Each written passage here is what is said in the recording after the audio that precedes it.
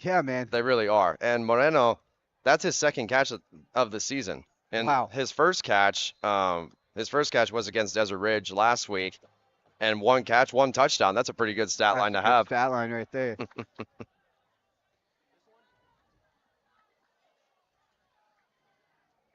Looks like they have Bartholomew out there in the backfield now. Bartholomew's a big running back out there. I would not want to tackle him.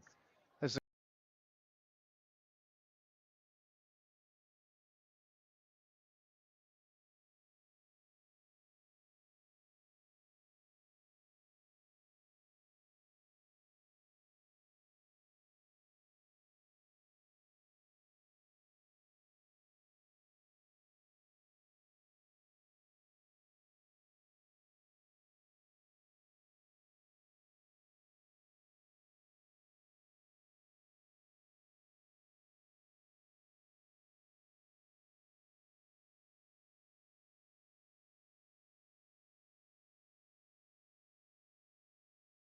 third down, just no room to run there. Yeah, that was a loss of 2 on the play. Eric Fisher, you mentioned him earlier, making an impact play. Yeah, exactly. And that was a loss of 2 on the play, driving them backwards. This is where, if you're Cream Creek, this is where you make a stand for your offense to get them back out on the field and go tie this game up.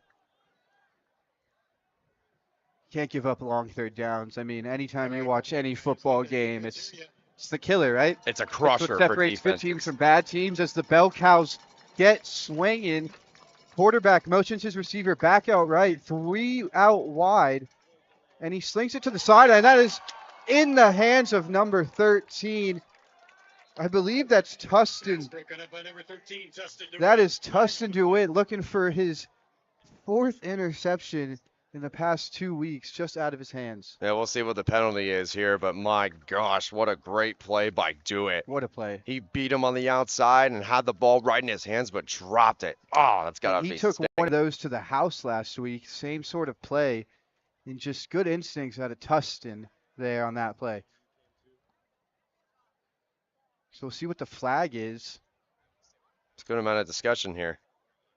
Obviously, it was a third down, so it's a pretty big call. Personal foul. Face mask. On the offense. Wow. Penalty is decline. 4th down. So we see the face mask called there by the offense. It brings up 4th down, and great stand out of Queen Creek. What we wanted to see, what we talked about coming into this game. Tustin Dewitt making a big play on the sidelines. And we'll see if the special punt returner can make something happen here. Yeah, we'll see. And you finally got some momentum going back for you. And you're at home, too. You got to give something for your fans to cheer about. Queen Creek 9-1 in their last 10 home games. Did the punt get tipped, or was it just... It's a wobbler. It was a wobbler down there. Just absolutely no room for a return.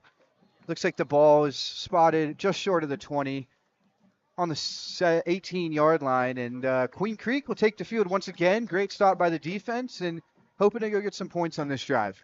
Yeah, if you're Sawyer Hales coming out under center, tell your guys, hey, that first drive that happened, it's not going to be like that all game.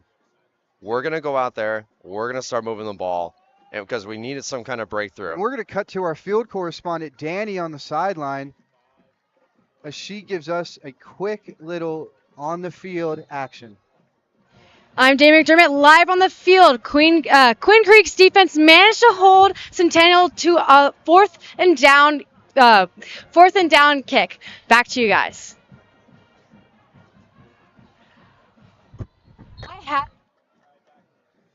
Thank you, Danny. And yeah, so on that early play, Sawyer Hayes on the keeper didn't really get much out of it, if anything. Looking like a 2nd and 10 once again. I mean, Hales is a mobile quarterback. Yeah, absolutely. He has a decent amount of rushing yards, about a little over 100. But at the end of the day, you don't want to risk your backup guy getting hurt, who's starting. You don't want your third stringer out there. So we'll see what they call here. It looks like they're running back to the left of the quarterback. 2 receivers out left and right. You got 2x2 bunches like here. Number 0's blitzing. Good play by number 7. And that is Nice throw, nice catch on that play. Yeah, that was a play by Yaniv Yaza, and he's a multi-sport athlete, so you can put him pretty much anywhere you wanted to when it comes to wide receivers.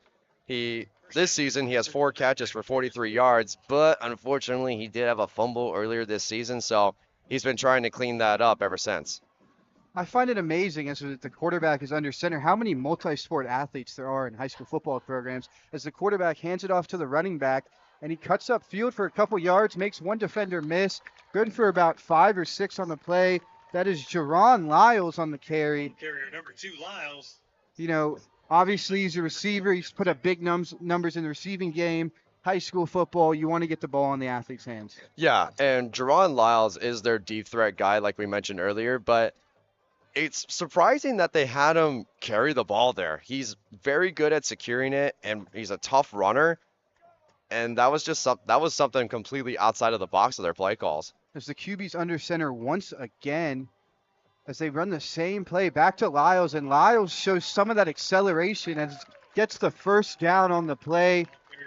First down, Bulldogs. He's a long jump athlete too. If anybody knows that, he has a huge stride for someone his height. He's 6'1", 190. But when you look at him, you wouldn't think he'd be a long jumper. No, he's pretty solid. Pure athlete out there. Yep. Pure athlete. And I think that's kind of the reason why you look to get him the ball even in the backfield. You just want to give him the ball as much as you can. Exactly. Baby Debo Samuel out there. No kidding. And the quarterback drops back, and he throws to his receiver, number 4, with an amazing one-handed catch. Good for the first down. What a grab there by Bear Fisher, who you highlighted as the player to watch, making plays on both sides of the ball. My lower jaw just locked right there. I couldn't even believe the catch that he had. He's my X factor for this game. He has 9 catches for 121 yards and a touchdown, but that was honestly one of the best catches he had this season, and he's on track to completely destroy his stat line from last season. You know, he may not be the fastest guy out there, but man, he sure got the hands, and they look for him again, but just over the head. He couldn't turn his body fully, but I like getting him shots. He's clearly the biggest guy on the field. He's 6'6". He's 6'6". How could you not throw it to him? And right there, Hales had him in the middle of the field, but threw it just a few yards too high. Yeah, I think anytime you have that guy one-on-one, look for him. And it's hard to overthrow somebody like that too, so I'm surprised it happened. Yeah, that was tough. It looked like Fisher just couldn't get the adjustment to the ball. It looked like it was a little over his shoulder, and all good. 2nd and 10, and quarterback under center once again. We'll see what they do here. Watch for Kellogg. And he does the play action, and just unfortunately, he had Lyles in space, but just couldn't get it to him. The pressure got back there, and unfortunate, brings up a 3rd down.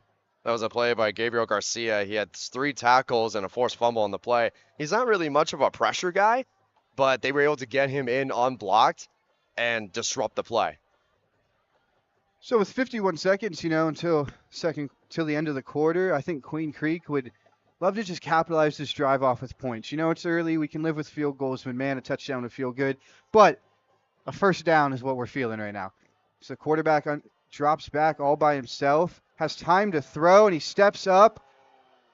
Looks like he had a second there, but just collapsed on him and brings up a 4th down. Yeah, the Centennial defensive line came right up, and the Wolfpack came storming in for the prey.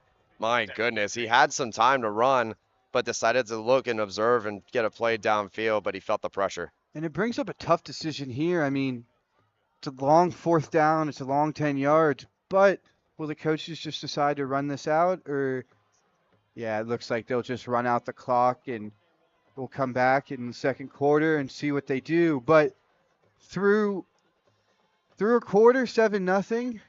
Unfortunate last play there, but Ethan, any thoughts? It's a nice back and forth game. I've been liking how both offenses have been rolling, even though Queen Creek hasn't been as successful as Centennial. They're still testing the waters. The first quarter is all about, again, testing the offenses, testing the defenses, and seeing who's going to be more successful.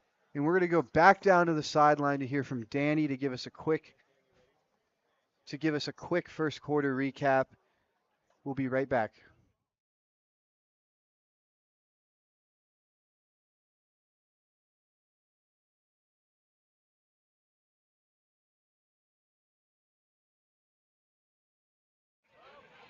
I'm Danny McDermott live on the field. Just to recap the first quarter, the only points up on the board right now are from Centennial with a touchdown and an extra point. Tensions are really high out here today, folks. Back to you. Thank you, Danny. And as we get ready for this second quarter, and looks like Queen Creek will ultimately decide to punt here. Probably a smart decision early in this ball game. It is the smart decision. I mean, if there were 2 minutes left in the game, maybe, but it's still a risk. I thought for a second there we were going to see a little Dan Campbell action, get a fake punt, but uh-oh. And he is gone down the sideline. He is all the way to the end zone. Wow. What a run, what a play. And how about that? Devin Taylor on the return. We talked about him having a great special teams performance last game, and he gets his third special teams touchdown in 2 games. Unbelievable coverage. I mean, what can you say? He got to the outside, and he never looked back. Unfortunate play there for if you're Queen Creek. But, looking on the bright side, it's early, right? Yes, and every single aspect of this game is going to be important. Offense, defense, special teams. And special teams people always underlook because it's the backups or, it's some starters out there and that's it. But fans don't realize how important special teams is. And that right there just gave them a 2-possession lead. What a great return by Devin Taylor. We mentioned it too at pregame. Both these teams are great special teams plays. Teams. Queen Creek had the success last week.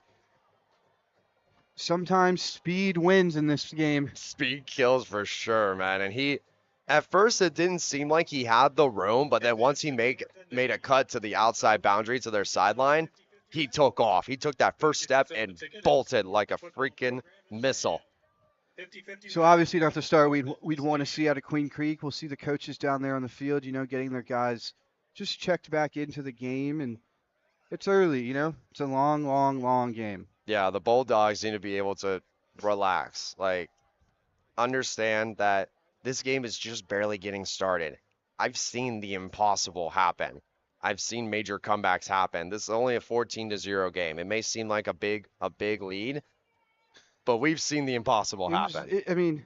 Obviously the first drive had a little flags coming back, but ultimately 14 points was only in 3 or 4 plays. Yep. So if you're Queen Creek, just gotta kill the big plays, force them to go underneath, force them to play it short, and hopefully have some of that success that they had on that second defensive drive earlier. Exactly. And speaking of comebacks, I was at a game not too long ago, and it was a freshman game. The team was up by 57 at halftime. And they lost the game by 7 points in overtime. I've never seen a comeback like that. When I saw that happen, I imagine they had odds on that, huh? No kidding. As the kick is underway, through the hands, and no worries as touchback in the back of the end zone. So Queen Creek offense comes back on the field, and they had some success last drive, just ultimately stalled out in the middle of the field, forced a punt, and then we saw what happened on that punt. Let's see if they can get some of that, get it to their weapons. Fisher, Lyles, Gearing, Bohannon, Kellogg. Let's dink and dunks. Dink and dunks. Yeah, I think it needs to be more than dink and dunks. It needs to be shot on target, and they got to get their running backs going, especially. As the QB is once again under center with the handoff to Lyles, and Lyles gets through the first wave, but then gets tripped up there by the corner. But flag on the play once again. We'll see what the call is here. It's been all offensive penalties early. It's really surprising me too how much they're having Lyles in the backfield.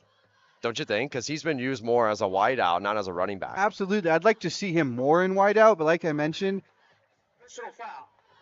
Face mask. Number 0. Defense. That penalty being enforced at the end of the run. That is a face mask on Luke Franklin for Centennial. 15 yards. Moving the sticks for Queen Creek. Take it how you get it. Sometimes those are the drive starters. But to go back to Lyles, kind of what you're seeing like with these new young offensive coordinators in the league. It's you just want to get your playmakers the ball, whatever way that is. Short screens, handoffs in the backfield. He's an athlete. Why not? Exactly. And they're also trying to find where he best fits on offense, too, because last season he played more on defense. He had 132 tackles last season and a sack. So quarterback goes under center once again, sends his receiver out right. And it looks like the quarterback will drop back and look for the deep shot to number 18. And what a catch and what a grab. Touchdown, Bulldogs, and the crowd goes wild. What a throw, what a play. That is how you get back into this football game, ladies and gentlemen. Caden Kellogg, what a catch. Get the Frosted Flakes out, ladies and gentlemen. 8 catches, 114 yards, and 4 touchdowns, and now that just gave him his 5th touchdown of the season. And he also punts. Ethan, I mean, What a catch. what a throw, what a catch. Just perfect technique there. You know how hard it is? Right shoulder, he brings it in to his chest and then runs it in for the touchdown, looking like Jordan Tyson out there. Do you know how hard it is to make a catch on your non-dominant side with one hand? That's Unbelievable. I incredibly couldn't hard. catch that. Nobody else could have catched In that. pads, a helmet, whew. Not even Larry Fitzgerald. And that's crazy to say on its own. The extra point is underway, and that is exactly what the Bulldogs needed here. The kick is good, 14-7, and we're going to head down back to Danny after that insane catch that happened right in front of her on the sideline.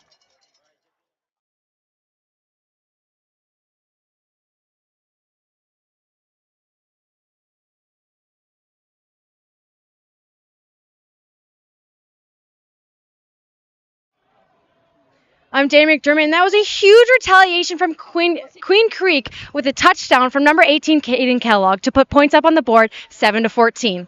Back to you. It isn't. Thank you, Danny. And yeah, Ethan, I mean, fireworks early in this game. I mean, we've seen, what was that, a 50-yard touchdown, catch and run and everything? That was a 63-yard touchdown. 63 yards. Unbelievable. The punt return, 63-yard touchdown, the touchdown that happened on the opening drive. Kind of what we expected, you know? I mean, I was talking dinks and dunks. You said they need to go for it. That's what they did. Coach drew it up. QB let it rip, and the kick is off. Much better vibes here in the Queen Creek side after that play. Oh, Looked like it bounced at the 1. it looks like it bounced on the field, but the refs will ultimately call it dead. And it looks like Centennial will survive by their chinny chin right there. Yeah, and that was a really weird possession because the ball bounced at the 1, and then it bounced right on the white line, but the Centennial returner touched the ball. I would like to see the refs go to a little replay on that. Yeah, you wish, but whatever they call is what they call. Amen.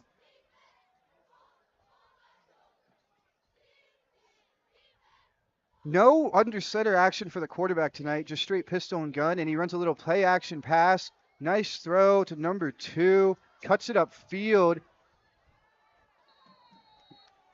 Sebastian Moreno with the catch.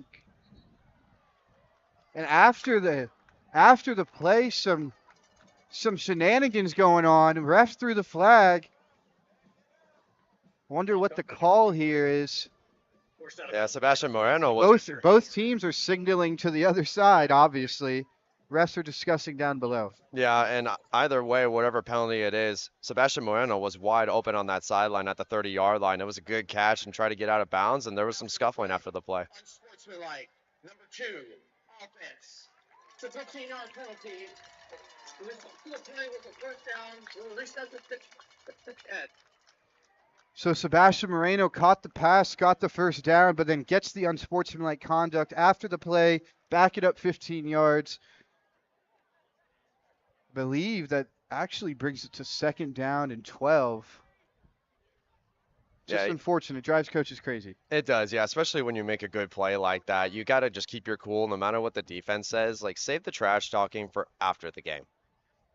Yeah, I think from our sideline or from our view, I might have got a hold of that face mask down there and ultimately led to some intramural activities afterwards. But quarterback once again in gun hands it off to the running back. That is Bartholomew, and he cuts it upfield, and he lays his shoulder, and I think they get their yards back. Looks like the ball is back at where it was a play ago. Yeah, they got plenty more than that, and they got a first down. And on the end of the play, Bartholomew ended up throwing Will Benzing, defensive back, on his back.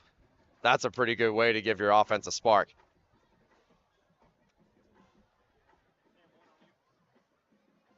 It's interesting. I haven't seen the quarterback once under center tonight. Once again, in gun, hands it. Oh, little fake pass, play action, simple, rolled out right through to number 7 with the hurdle on the sideline. Takes out his own player.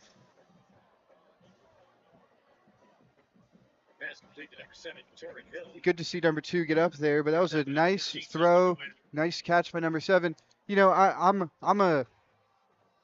I love that. I love simple play action, 5 yards downfield, let the man run upfield. What do you think? Yeah, sometimes the short plays turn into the biggest gains, and right there they had Torrin Hill, like you said, and then there was a little bit better blocking too. Like both defenses, both this Bulldog defense and the Centennial Wolf offense are really just going at it. Now the animals are really starting to come out. Football's a funny game. You know, you look at the Eagles right now. You just play your brand. Unsportsmanlike Wow. on the offense. Getting chippy out here. Another unsportsmanlike conduct penalty on Centennial. Man, Yeah, see what this drive entices, but those are drive killers. the Wolves are kind of they're starting to become undisciplined now. That's the second personal Absolutely. foul on this drive. Like you can't be doing that, especially when you're getting these big chunk plays. Now, ultimately, it hasn't hurt Centennial too much, but 1st and 25 is a big ask. We'll see what the opening play is with the quarterback once again in gun, handed off to the running back, and that is number 1. He gets a couple yards on the play, then he lays a big hit. Owen Reynoso on the carry. It's a good run on the play. Looks like he was met in the backfield, but Yeah, I was, and it's kind of nice to have a nice little run to start. And they ran a counter to the outside, but the one thing that drives me crazy as a defensive guy, don't go for the blocker. And that the entire defensive line went after the O line instead of the ball carrier there, giving up a big play. got to find the ball. Exactly. Quarterback once again in gun, and he drops back, and he looks right all the way, and he throws a deep shot just out of the reach of Carter Ridey. We've already seen him targeted here a couple times tonight, just a few inches out of his hands. But man, these young sophomores are not afraid of the moment. No, they're not. And Titus Hill saw his one-on-one chance, took the shot, just put a little too much power on the ball there. Just a little too much. Yeah. A little too much hot sauce on that ball, and unfortunately out of the reach. But 3rd and 14, big play for Queen Creek here. If you're the offense, attack the middle of the field. That's how you got your first touchdown of the game. This is how you'll get the first down. And defensively, stay in front of the sticks. As the quarterback once again drops back, looks left on one of those quick little bubble screens, and he all day met Queen Creek with the stop, brings up 4th down. That tackle was by number 70, Patrick Mahoney. He's 6'3", 305, and the fact that he was able to catch up to the quick tailback there, that's a great athletic play. Yeah, Patrick Mahoney with the tackle. I'm seeing a little Patrick Mahomesy out of the quarterbacks right now. Oh, boy. Dare I say. So the punt is off, and Queen Creek will receive. Nice punt. We'll see, and it bounces into the end zone. Unfortunate. Well, that was a great win for Queen Creek on the defensive side of the ball. And once again, the offense is going back out there after having a touchdown drive. This is where you really need to manage the game clock. You've got a little less than 9 minutes to go. We'll see what they do. Yeah, and for Centennial on that last drive, I mean, penalties are killer. I mean, you can have one maybe on a drive, but then you have a second unsportsmanlike. It's just a whole different ball game. Yeah, it's a bummer too because they had the momentum going on the drive. They got two or three great chunk plays, and now they're not on the field anymore.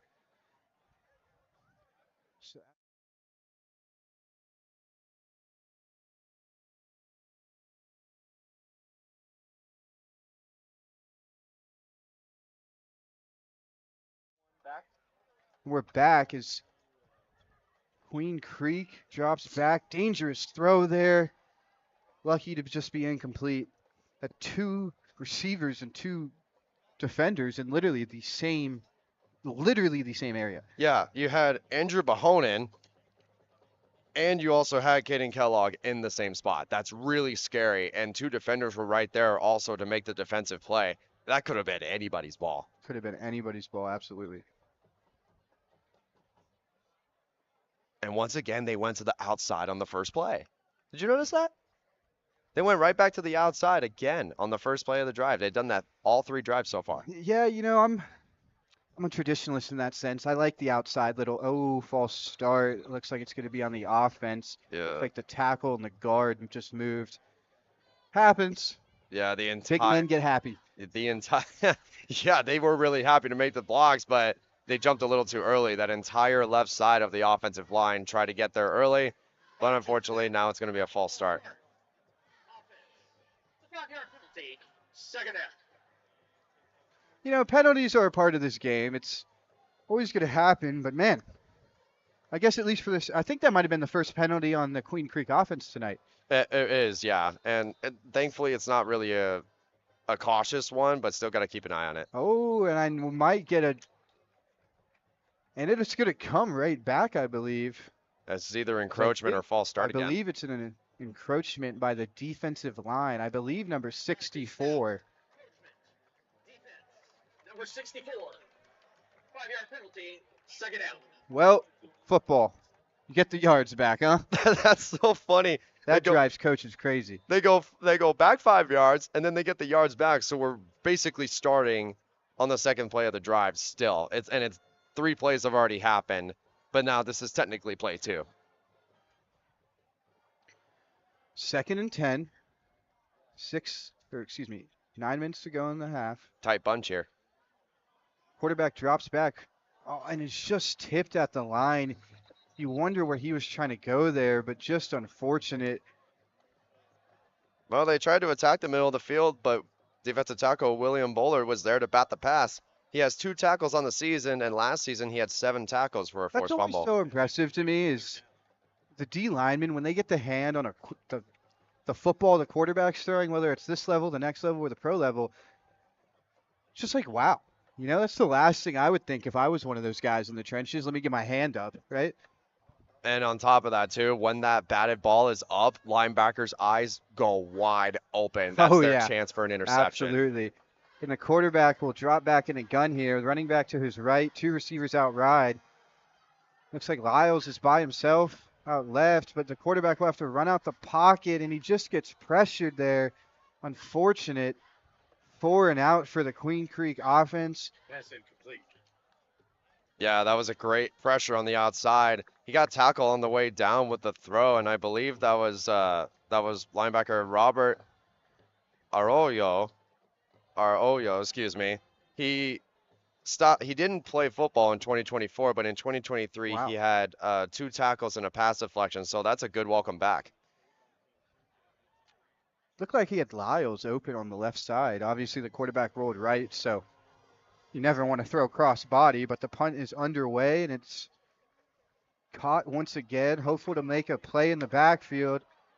Number 12 is trying to bounce it Uh-oh. outside to his same spot. Uh-oh.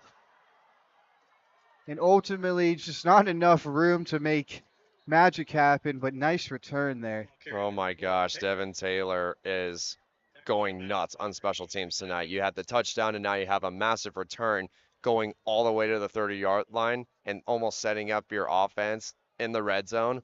Oh man, they got to slow him down. There's a flag on the play. I believe the ref is signaling to the receiving team. Return. Block it back. On the return team, 19. 10-yard penalty from the spot foul. First down. Centennial. So once again, Centennial just getting sloppy penalties. Nice break for Queen Creek. Return ultimately doesn't really mean much, but looks like the ball will be spotted right around where the punt ultimately would have been on a fair catch situation. Ethan, what are your thoughts through, what is it, a quarter and not even a half yet? Well, it's been pretty exciting. We had big plays all around. One-handed catches by Queen Creek, and Nice touchdown drives by Centennial and the special teams return. So the running back takes the carry out the backfield, and that is Owen Reynoso once again, sort of a two-headed monster going on for Centennial here tonight. And obviously they've had the chunk plays in the air, but the run game has really just, it's done a lot for their offense so far. It has, and Reynoso, man, he is such a strong runner. It always takes more than one guy to take him down. Unless if you're going to snatch him by the foot, he's not going to be able to go down. It's like we got 3-by-1 bunch here. The quarterback throws it deep and just out of reach of the number 11.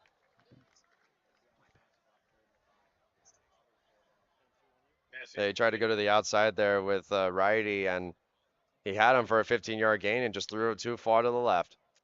Yeah, just unfortunate there, but it brings down the third down, 3 to go. Maybe fourth down territory, maybe not. But if you're Queen Creek, you'd love to get off the field here. I'd like to see Bear Fisher, if he's out there, to just make a play. Yeah, because Bear Fisher also plays on the defensive side of the ball, and he gets consistent pressure overall. And a catch is caught. Nice play there. Yeah, that was Bartholomew on the outside. All their corners played off, and they left him wide open. He was able to get a lot of green grass in front of him. It was a red carpet first down. Unfortunate there for Queen Creek as the quarterback is empty back there, and he throws a quick little bubble screen to the running back, Reynoso. So they're looking to get Reynoso in, obviously in the backfield and then out in space.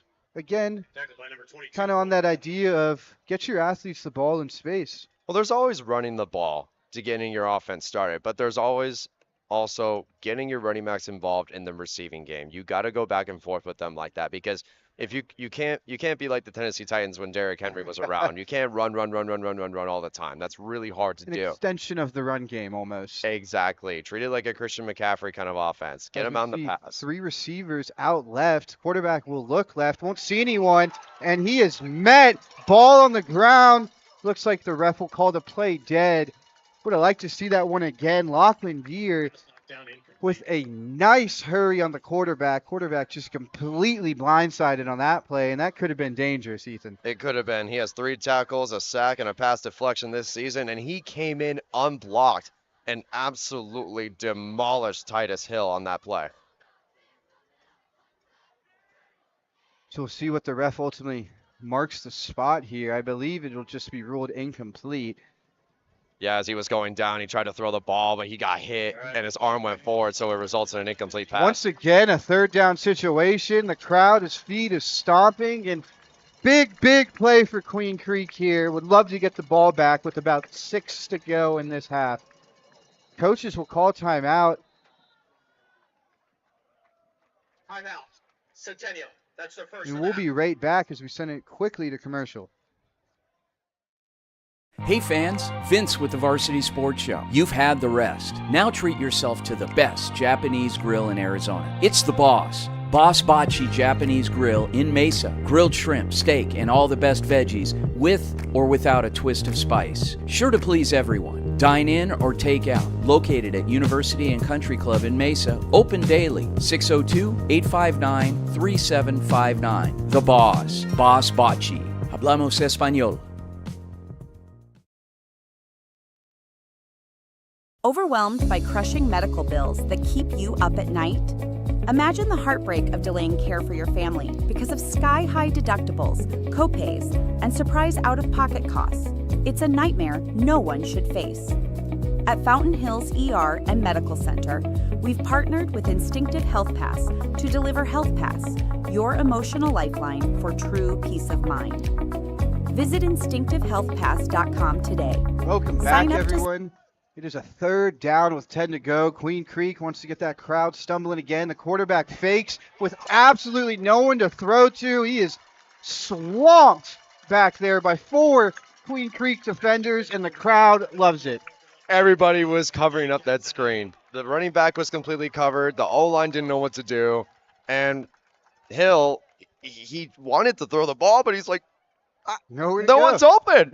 So he has to try to force a pass or take the sack, and now That they was have to punt. some of the physicalness I was looking for out of this Queen Creek defense that I saw plenty of last week. And excuse me if I'm wrong, but are they lining up to kick this thing? Yeah, they have a really, really strong kicker overall. His longest kick is 51 yards. Wow. And kicker Jeremiah The Chengo coach Harvey. iced the kicker on that attempt. Creek. I mean, That's the first Ethan, how long is this field goal right here? The ball's at half field? Well, like I mentioned earlier, his longest kick is 51 yards, and he's 2 for 2 for field goals, 19 of 19 for PATs because of all the touchdowns they've been scoring. And Harvey, the kicker, has a really strong leg. He also, I believe, used to play some soccer in his time in his younger years there too. it So is. he has a strong kick, but to attempt a field goal this is probably like a 53, 54-yard field I goal. mean, This that would be would the be the longest. longest kick I've ever seen a high schooler ever attempt, let alone make or take. So, wow. Got Brandon Aubrey out here tonight. Yeah, Brendan Aubrey's he's a great kicker too. Yeah, complete side note. I mean, wow. Brandon Aubrey was on the couch. He was a soccer player. Now he's arguably like the best kicker in football. Well, not even just the couch too. He also helped create bricks. He owned his own brick shop. Wow. And he got a call from Dallas and said, "Hey, you want to join us?" He's like, "Sure, I'll give it a try." And So- now he's one of the best kickers in the NFL. Unbelievable stuff. It looks like the kicker will be attempting this. It's going to be kicked at the 49-yard line. I'm going to be honest, ladies and gentlemen. This is the longest kick I've seen in my high school experience. The kick is underway. And that kick is short. No good. I'm not a fan of that, honestly. Yes, he has a strong leg, but the snap was low. The hole was good. I believe Harvey got into his own head and was like, I don't know if Yeah, I can make this. I don't want to. I'm amazed they just attempted that. You know? But I now mean, that my favorite team can't even make those kicks, let alone. No kidding. And it kind of sucks too though because that's his first missed field goal on the year. So now he's 2 of 3. I don't think that should ruin his confidence. Mm-mm. But at the end of the day, it's nice to know that your team trusts you to go make those kind of nearly impossible kicks. So I believe the ball will then be spotted on the 20 because of that, not where the spot of the kick was. So as we're back with the Queen Creek offense, quarterback Sawyer Hales under center with the handoff to Lyles, and Lyles, God, he's just you can see him wanting to burst, but no room. Yeah, that defensive line, again, it's containing the inside zone runs. But what's been working for Queen Creek's offense is the outside pass. They're trying to set up, like we talked about earlier, the offense through the run game, but they haven't been able to break any kind of crease in the A or B gaps. I would love to see maybe like a screenplay to Lyles on the outside. And they've been trying to get Lyles involved in so many different plays, but at the end of the day, if you keep running the same stuff over and over again, any smart defense will be able to figure you out. And we also have some lightning strikes coming in. And the quarterback with the handoff. Good run there. Good for the first down out of Lyles once again. Just continuing to give the ball into Lyles' hands. Seeing much more action as a running back tonight. Interesting. Yeah, and I just did a reverse announce jinx right there because they tried to run at it. They ran it again inside zone, and there you go. They got the crease that they wanted and got a big gain and a first down to move the chains.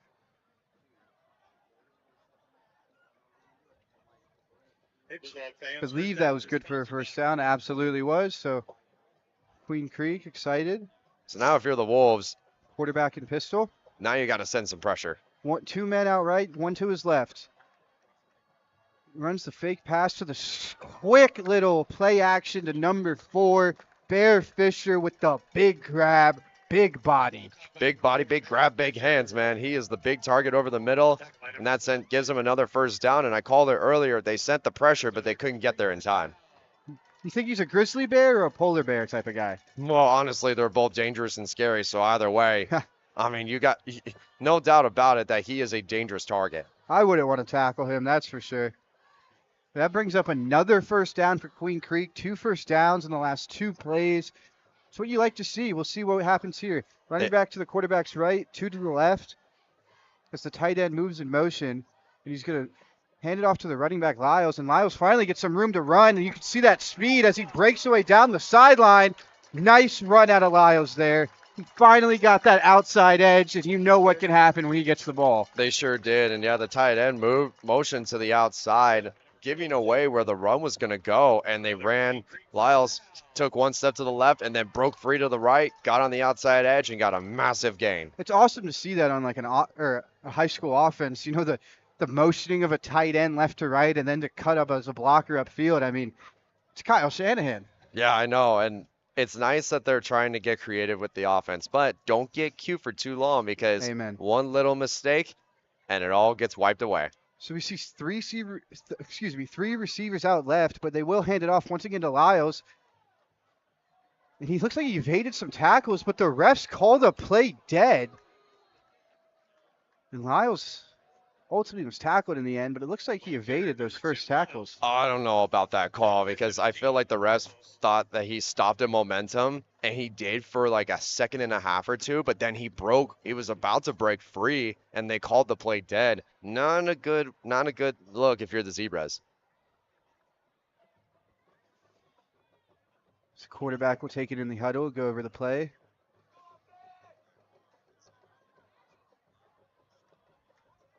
Second and 8 on this play. They got a 3 bunch on the outside. 3 bunch, yeah, like you said. Same thing. They're getting Bear Fisher in the motion and blocking action. Quarterback rolls right. And he's going to throw the deep ball.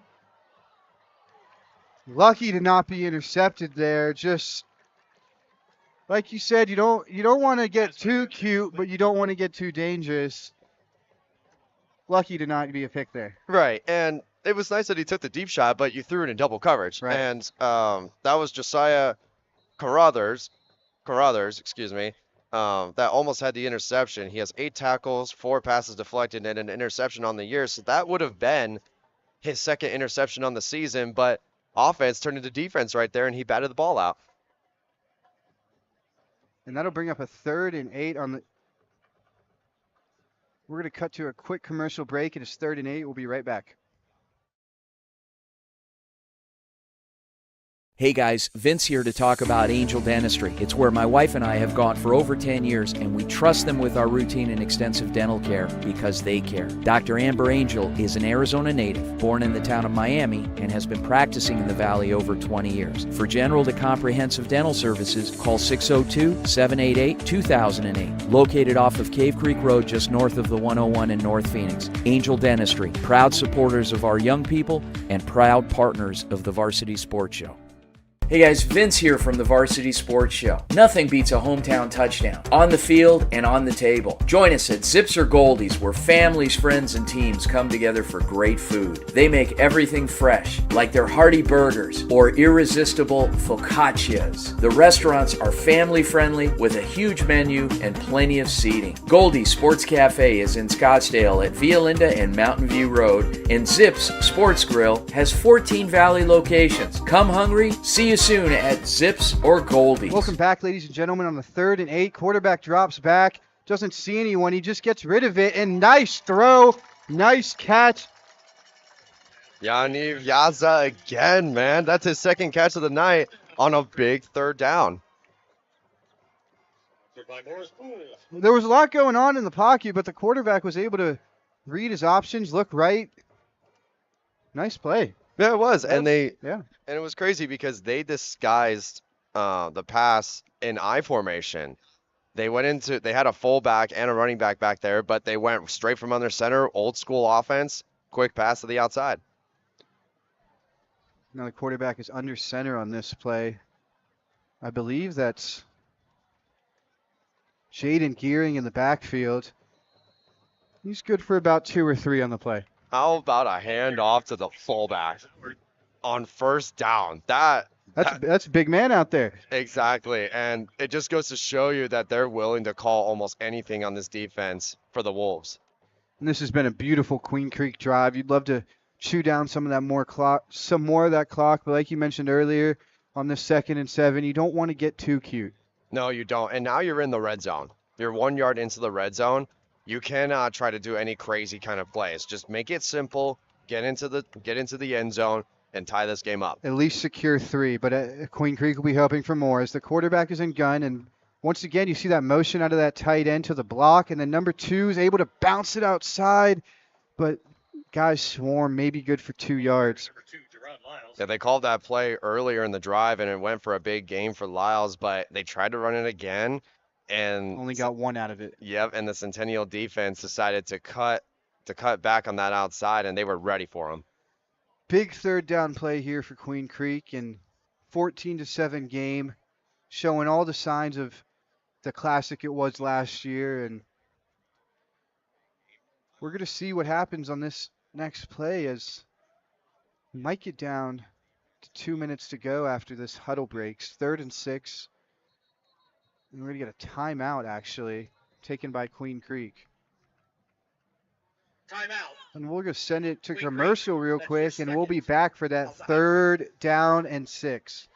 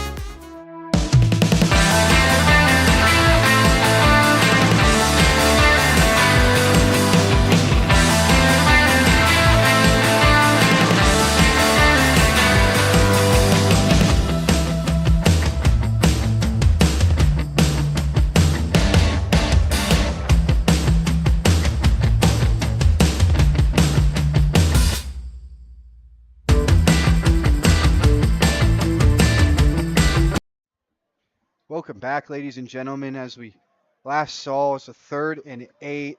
Big play here for Queen Creek. 2 receivers out left. Absolutely no one out right. Running back split next to the quarterback, and the quarterback will roll to the left, look for his receivers, slinging across just too high. He had a guy. Brings up 4th down.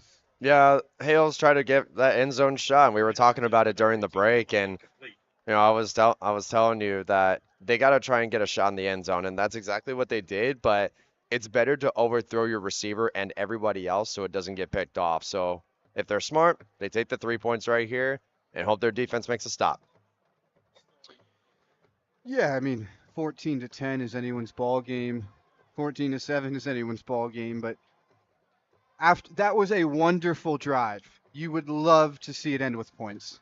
And they're hopefully going to get points with Israel Carmona out to kick. Centennial's making some noise on the other side of the field as the snap is off and the kick is through. No good. Unfortunate break there for Queen Creek. Great drive. Results in 0 points. Yeah, Carmona felt the pressure from the away sideline, and that's his first field goal missed on the year. His only field goal that he made was 41 yards for a long, so he had the power, just couldn't get the accuracy. And we're going to cut to our field correspondent after that missed field goal for a quick update.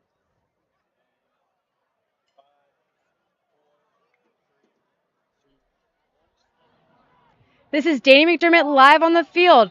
Queen Creek just put up 3 more points to make it 14-10. Back to you. Centennial will take the field after the missed field goal. And a quick hit by number 24. I believe that is Will Benzing. Nice hit. And it looks like they'll go tempo here for Centennial. I feel like they've kind of played in that tempo offense all night, huh? They have now, and they're doing it with 2 minutes left. 5 wide. Quarterback drops back, doesn't see anything, rolls to his left, and he just throws it away. Big 3rd down here. I mean, Queen Creek could very easily get the ball back with time left in the game. Yeah, that sucks that Hill threw it out of bounds right there. It was a smart decision, but not a smart decision. You've got to make sacrifices like that, but now you can get your offense reset, call the right play, and keep the sticks moving. But if you're Queen Creek, this is your chance to get the ball back right away and get your offense out there. Absolutely. And if you're Centennial, I mean, the one thing you do not want to do is give the ball back with all this time in the half. No, you don't. And watch out for this matchup close to your screen with Jason Lee. right here, one-on-one. Two receivers to his left and right. Running back heads up field, and the quarterback takes the deep shot. Does he have enough? And the ref calls a pass interference, more than likely. That was the Sebastian Moreno, and he went deep there. Ball was overthrown, but he barely got touched. Even the I don't know. smallest Ethan. amount I of don't know about that call, Ethan. Yeah, I don't know either, but the smallest amount of contact, that's going to give you a I just flag don't right think there. that receiver was going to end up tracking that football. Maybe I'm mistaken. There was two guys back there, and it looked like it was a little ahead of him. But It was about a yard or two ahead, but we'll see what the penalty is here. They are coming back. they pick up the flag. We'll The see. call here. Pass interference. No. Number 7, defense. It's a 15-yard penalty from the previous spot. First down. Okay, sorry. Yeah, I don't love that call there. Number 6. That was number 6, Henry Levitt, on the pass interference. I don't love that call, but luckily it's not a spot foul. It's only a 15-yard penalty in high school, and Even then, 15 free yards is 15 free yards. and on third down, just absolutely brutal. Absolutely brutal. But once again, two receivers split to the right and left, and the running back to the left is the quarterback, and he drops back. And he's going to sling it across the middle. And did the receiver hold on? They're going to go quick. The receiver clearly wants to not have them question it. That was Jason Lee. Yeah, good dig route by Jason Lee. Ran it to the inside and got through. Got three receivers split out right now, one to the left. Quarterback once again drop back. Quick throw, quick tackle. That was a great tackle by the linebacker there, number 26 at Queen Creek, Asher Howard. That's his 19th tackle on the season. We'll see Centennial continue with some of that tempo. Got, I believe, 2 split right, 3 split left. 50 seconds to go and ticking. Quarterback in the empty. Just him and his receiver. We're not on the same page there, huh? Yeah, that was once again back to Sebastian Moreno, and he was tight coverage right there. Overthrew him, but there was no defender around to throw to, so he just decided, I've got nobody. Let's stop the clock and let's get back to it. Bring up the third down. Little less time now, so Queen Creek would just like to get the stop and get out of the half. And for Queen Creek, no penalties. Exactly. Even if you're Centennial, I mean, a penalty could be costly. We saw them kick a field goal from right here not too long ago. As we see 2 receivers out right, 2 receivers out left, and the crowd gets loud, and just a quick check down to number 1. Might be just sort of the sticks. It's Owen Reynoso, 1 give. They love that play. Yeah, they did, and they're getting their tailbacks involved, and that's how it should be with the 2-minute drill, because short plays, the defense is going to allow in a 2-minute drill most of the time because they don't want to give up a play. They don't want to get you guys in the offense in field goal range right away. They want to make you earn it. And I get it, but man, I hate when your team, whatever team, you give up the easy stuff, you know? And for 5 yards after so many throws is a lot of yards, right? Yeah, take what you can get as an offense. So 2 receivers out right to the left once again, and quarterback drops back and he looks deep, doesn't see anyone. The pressure in the backfield, the quarterback will take off, and he throws a bit of an errant pass, but it honestly should have got there. Was looking for Lee on that play and just couldn't get there. Amazing pocket presence by QB1. And in all honesty, Bear Fisher actually came in on the edge rush. You were talking about him being on defense earlier, and he was there, but just couldn't get the leverage. And so Hill went to the outside and threw a beautiful ball, but Lee, it went off of his hands and it went incomplete. I know we've slowed down a little bit scoring-wise since obviously all the big plays, but I've liked what I've seen out of both quarterbacks tonight. Yeah, Young signal callers. They've both been making very smart decisions. So 3 receivers out left, 1 to the right. Quarterback, once again, going to drop back, look to his right. He loves looking right. He's going to throw that deep ball, and 50-50 ball, just no one can get it. Third down. And it looks like we have an injury on the far right, too. One of the receivers is down on the field. Number 11 righty, broken up by number 22, Colt Cox. Well, he's getting up right now. It's number 11, Carter Righty. I'd like to see everyone be able to get back up and walk it off as we get a quick little timeout on the field. 26 seconds to go in the half, third down. Ethan, what would you want to see here if you're Queen Creek? When it comes to a defensive matchup like this, stick to what's working. And they're rushing forward. They're getting a decent amount of pressure, but you want to get to the QB right away. And Hill's been doing a good job overall at handling the pressure. But if you send a surprise blitz out of nowhere, he's not going to expect it. But with mobile quarterbacks, you got to be careful because they're able to escape right away. I mean, we're all seeing the same thing. He loves getting out right. He loves throwing right. Yeah, he's been scrambling left and right. He's been doing good on both. And he tried to make a no-look pass on that last play, but at the end of the day, you're throwing to 2 receivers versus 3 defenders. You're lucky it didn't get picked off. So as it brings up the 3rd and 10 with 26 seconds left to go in this ball game. 2 receivers out left. Looks like the tight end is...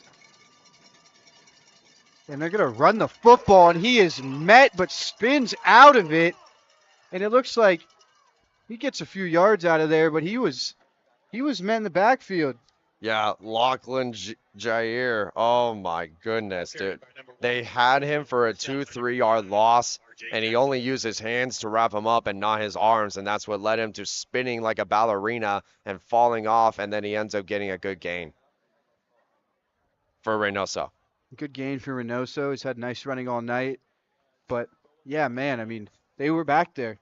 Yeah, now they're putting in Derek Warden at tackle. He has 8 tackles on the season and 33 last season. Interesting. On a 4th and 6, they will be going. Obviously, only 18 seconds left in the half. And the kicker did miss a field goal, so understandable, but we get a timeout on the sideline of Centennial. We're going to head to commercial, and we'll be right back.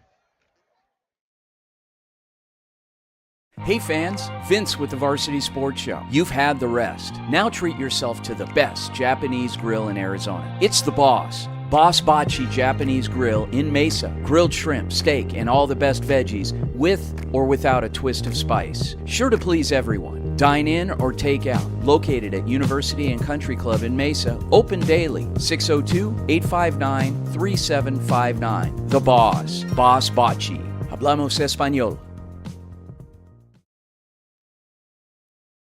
Overwhelmed by crushing medical bills that keep you up at night?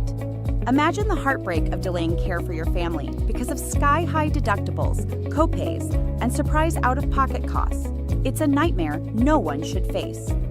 At Fountain Hills ER and Medical Center, we've partnered with Instinctive Health Pass to... Welcome back, ladies and gentlemen, and it looks like Centennial will not be going for it, but will be once again kicking it. Looks like, what, a 45-yard field goal? Yeah, they're having Harvey go back out there to redeem himself from his missed field goal earlier in the game. Right on that hash marker, and the noise is being made on this side of the field. The kick is underway, and the kick is no good.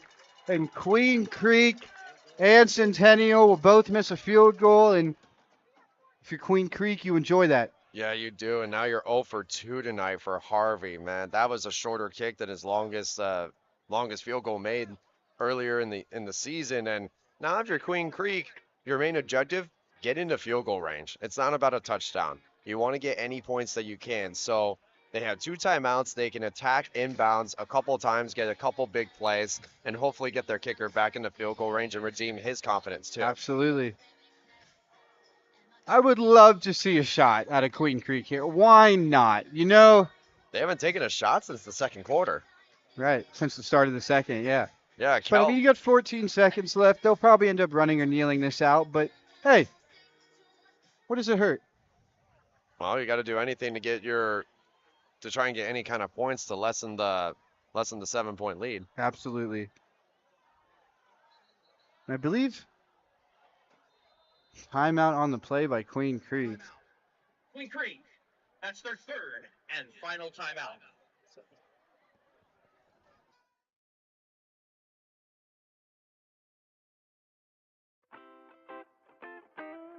The Angry Crab Shack in Tempe. With an experience so good it remains indescribable, with something for every seafood lover. Try one of their amazing custom seafood boils, sandwiches, appetizers, and salads. Angry Crab Shack Tempe is located east of I-10 on Warner Road, 480-674-3847. The Angry Crab Shack in Tempe. Come ready to eat.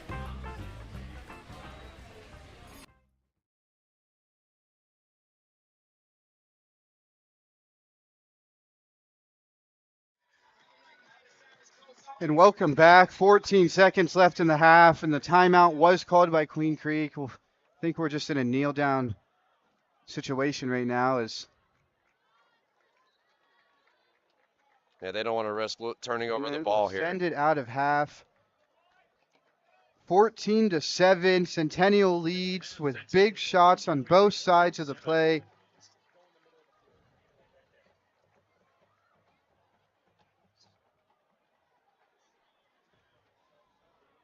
Yeah, honestly, this was a very tight matchup so far, and I expected it to be like this, very competitive, coming off of a tight playoff matchup, 37-32 Centennial, and now you're in that same kind of situation again.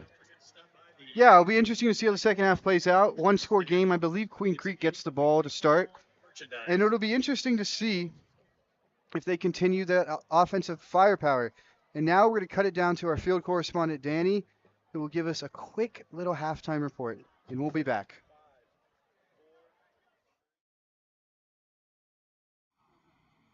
This is Danny McDermott reporting live from Varsity Sports on the field. The final score of the halftime is 14-7, actually. Missed field goal by number 27, Isaiah. But their defense for Queen Creek is still cracking down on sophomore QB Titus Hill. So for the next other half, we're excited to see how the defense and offense against both teams are going to win here. And back to you.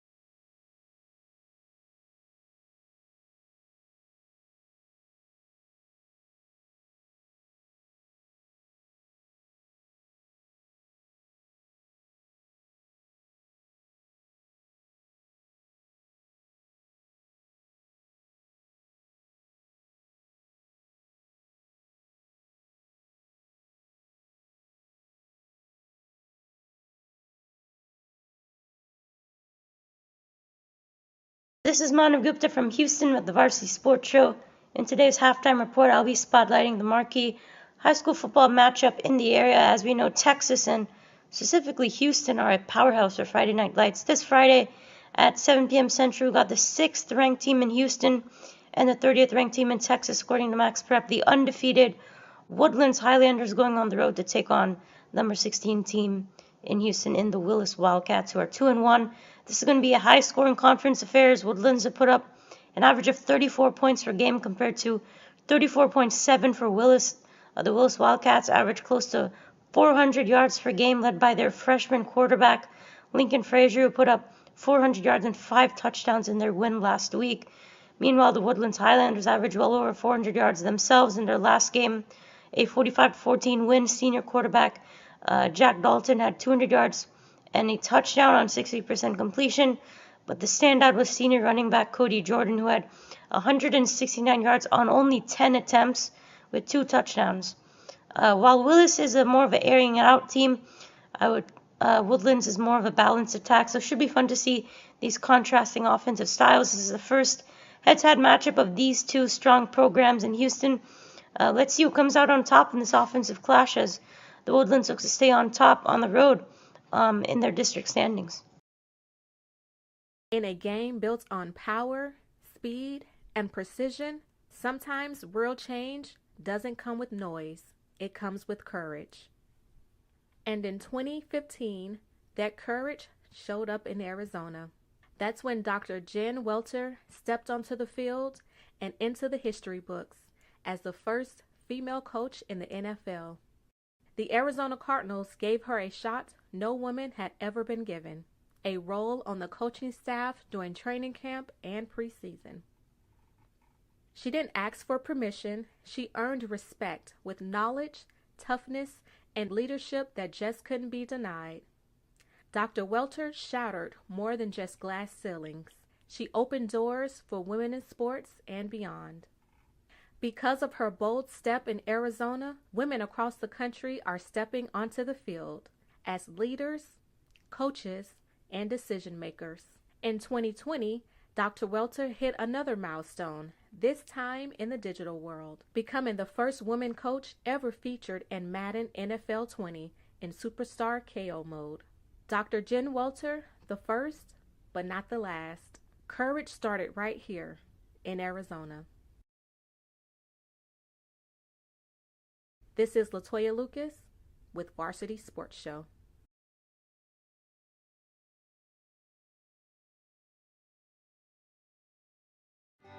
Hello folks, J.R. Lambright here, coming to you from a place where the love for a community can run as deep as the taproots.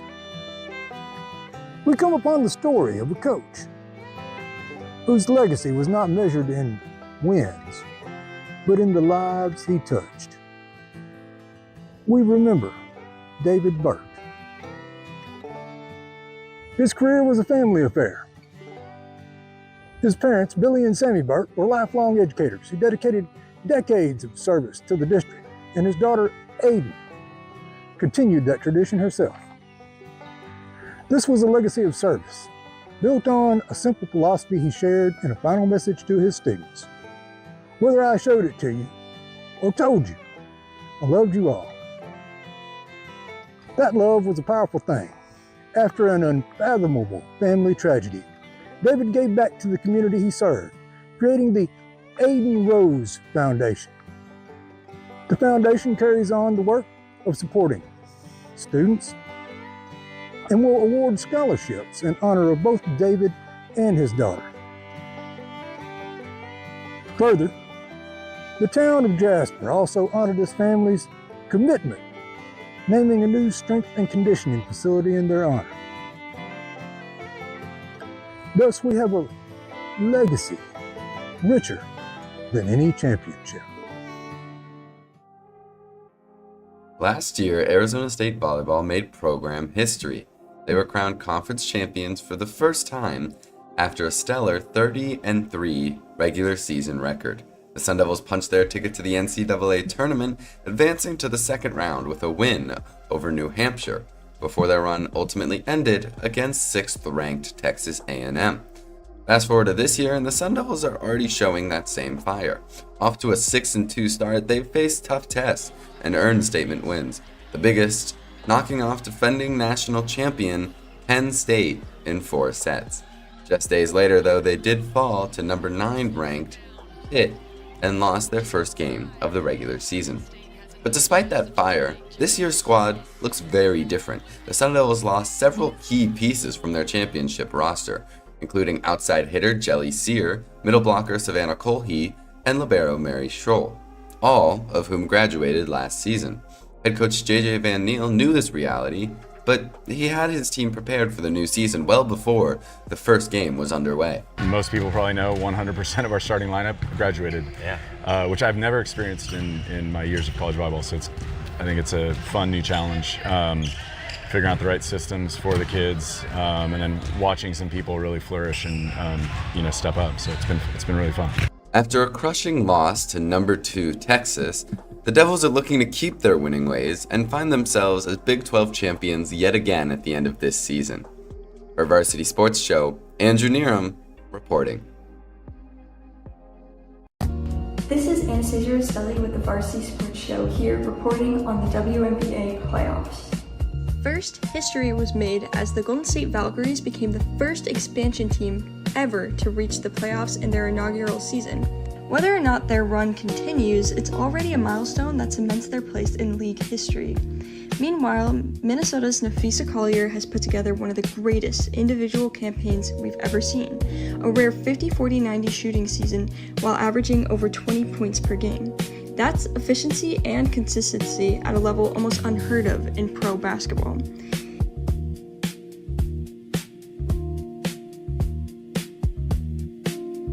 Indiana's season, however, has been defined by injuries. Caitlin Clark is out with a season-ending groin injury after averaging more than 16 points and nearly 9 assists in just 13 games. She's joined on the sidelines by Sydney Colson, Ari McDonald, Sophie Cunningham, and Chloe Bibby, with Demetrius Dantas also missing time in concussion protocol. That's 6 players down, leaving stars like Kelsey Mitchell, Aaliyah Boston, and Natasha Howard to carry the load as the Fever fight through the playoffs. And off the court, Paige Beckers has officially been named the Rookie of the Year. The former UConn standout led Dallas with nearly 20 points a night, proving she's ready to become one of the faces of the league for years to come.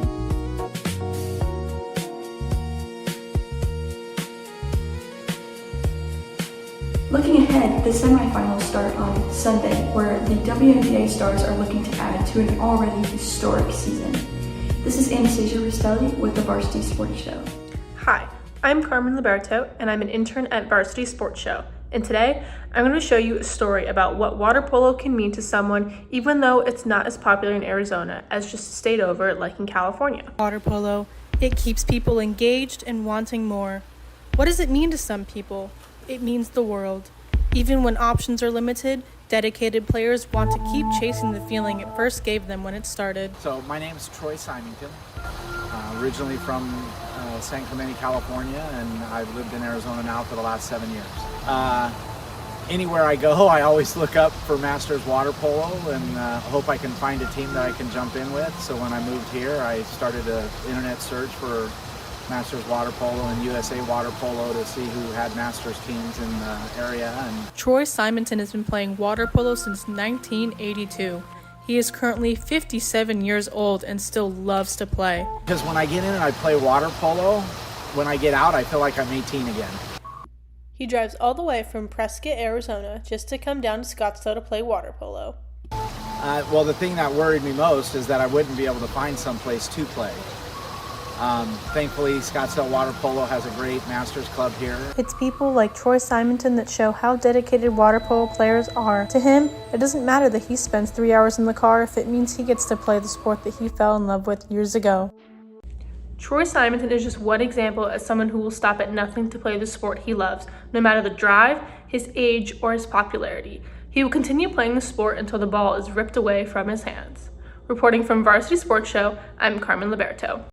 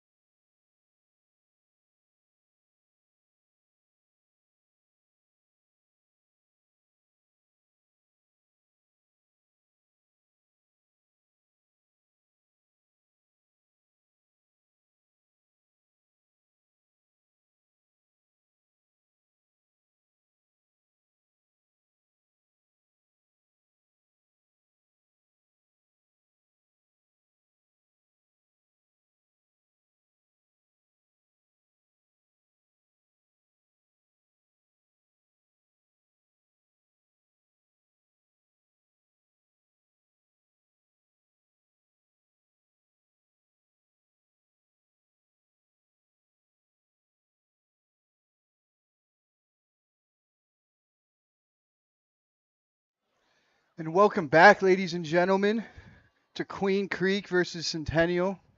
Scores 14-7, and it was an interesting first half. We saw a lot of fireworks early in the game. Obviously, the big plays on both sides of the football. It'll be interesting to see what this second half, has for us as we see Centennial's kicker practicing his field goal kicks. We know how the end of the half went. But Ethan, for you, I mean, what's been the biggest takeaway? Honestly, both teams have been doing good overall on defense and offense, but the big takeaway, like we were talking about when it comes to every phase, is special teams. And Centennial has been dominating on special teams, especially with Devin Taylor getting a huge return for a touchdown earlier What a in the game. return, by the way. Exactly. And then he got another big return on top of that before the end of the half. And if you're the head coaches though, both of them have been doing a good job with their game plans. Absolutely. Both Andrew Taylor for Centennial and Travis Sherman for the Bulldogs. They both have gotten some really good game plans going into this matchup, and we'll see if they make any adjustments, either team, or if they stick to what's been working to try and get victories on both sides of the ball. So obviously, the quarterback for Queen Creek, he's a sophomore. He's getting his third start, I believe, or third game, second career start, and I think it's looked really fluid through him. I think, anytime you go into a season with a guy, right, and that's not your guy come week 2, for whatever reasons, it's tough. But I think the quarterback has handled himself well. I think the coaches have put a good game plan in front of him. We've seen plenty of Lyles out the backfield, which, frankly, I mean, yeah, it's, in my opinion, that's what you got to do. And I am impressed by Centennial, though. They have came to play today, absolutely. Yeah, both sides have. And when you were talking about Sawyer's done a pretty good job overall tonight. I mean, he's taken some confident throws and made some overthrows and underthrows, but that's going to be a given for both quarterbacks, and honestly, any kind of quarterback overall. And in my opinion, too, I think Centennial really needs to just focus on doing what's been working for them, and that is being a balanced offense, going short, maybe going with a medium pass here and there, run the ball, spread the ball around, because those are the best offenses that work. And when it comes to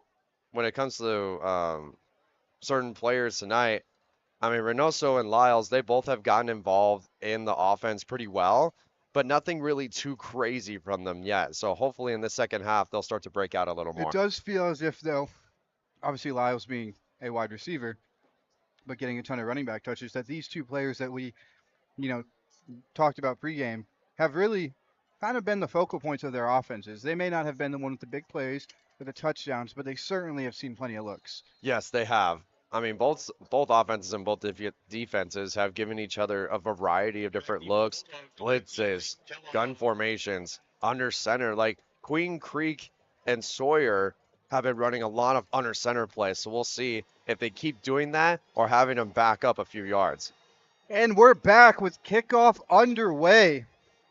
The kick is in the air with a chance to return it here as he cuts to the right side of the field, and he has room.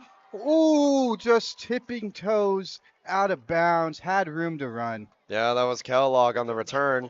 No matter what, if he get pushed out of bounds or not, he almost broke free right there for a touchdown, but just got a little bit off his shoulder pads and out of bounds. It looks like they're going to mark him at the 35. Kellogg's shown some nice things in his limited touches so far tonight. Yeah, he has. I mean, he made the only touchdown of the night so far for Queen Creek on that deep one-handed catch on his non-dominant hand, which is still impressive to me. I was talking to some of the fans here after break, and they were like, that was unbelievable. I'm still thinking about it. Queen Creek with the ball first, quarterback under center, Lyles in the backfield. And the toss is to Lyles, and he gets outside and all over by Centennial. Just no room to run. They've done a decent job at getting outside and either getting a solid gain or hardly any gain at all, but they're right back where they started, but they can't give up on the run game just yet. Absolutely. See what this second down brings us. 10 yards to go. And if you're the defense on this drive, for Centennial. Watch out for Nolan Bake right here. He has 25 tackles and 2.5 sacks. Quarterback is in empty, 5 wide. Sawyer drops back, and he doesn't like what he sees, so he's just going to take it. Good for about 2 or 3. Way to keep the ball in your hands, not force anything that's not there. That was a good coverage play overall by the Wolves, and that was Joseph Jojo Gonzalez there on the tackle. That's his 17th tackle on this season. Good wrap-up. Brings up a 3rd down. Excuse me, they only got 1 yard on that play, but I guess it's better than taking a loss. So yeah, they're 3rd and 8 early for Queen Creek. They're taking number 7, Yaniv Jaz off the field. And I'm surprised they're doing that because he's been pretty good at getting open. They just haven't been able to get the ball to him. Absolutely. So taking number 7, quarterback in the gun.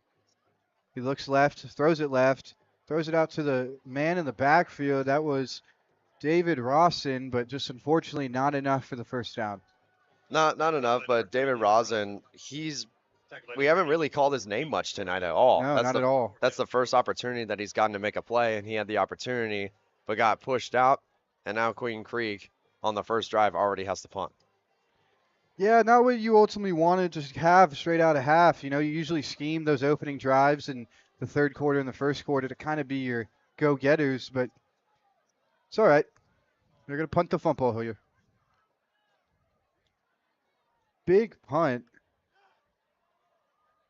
Just hope you get a man in front of him. Exactly. Queen Creek is just don't let him get back outside. Did a good job to get extra yards out of that, but Queen Creek built the wall across the hash marks, and good stop. Yeah, good tackles by Queen Creek overall, but got a little scary there. He went over to us on the 30, and then looks to his right and sees a little bit more green grass, but they did a good job at containing him there. And now if you're the Bulldogs, you got to get a little bit more aggressive on defense. You've done a solid job since giving up the first touchdown on the first drive, and they haven't allowed an offensive touchdown since then. Yeah, it's a great point. I mean, you're only down by 1 possession, but for defense, if you're continuing to be out here on the field, you're going to get extremely tired. Absolutely, and you made a great point there. I mean, they have only given up 1 touchdown as a defense. Obviously, there's a punt return, but that's as a defensive unit, there's only been 1. So, can we get a timeout or? Looks like a stoppage in play. Looks like a stoppage.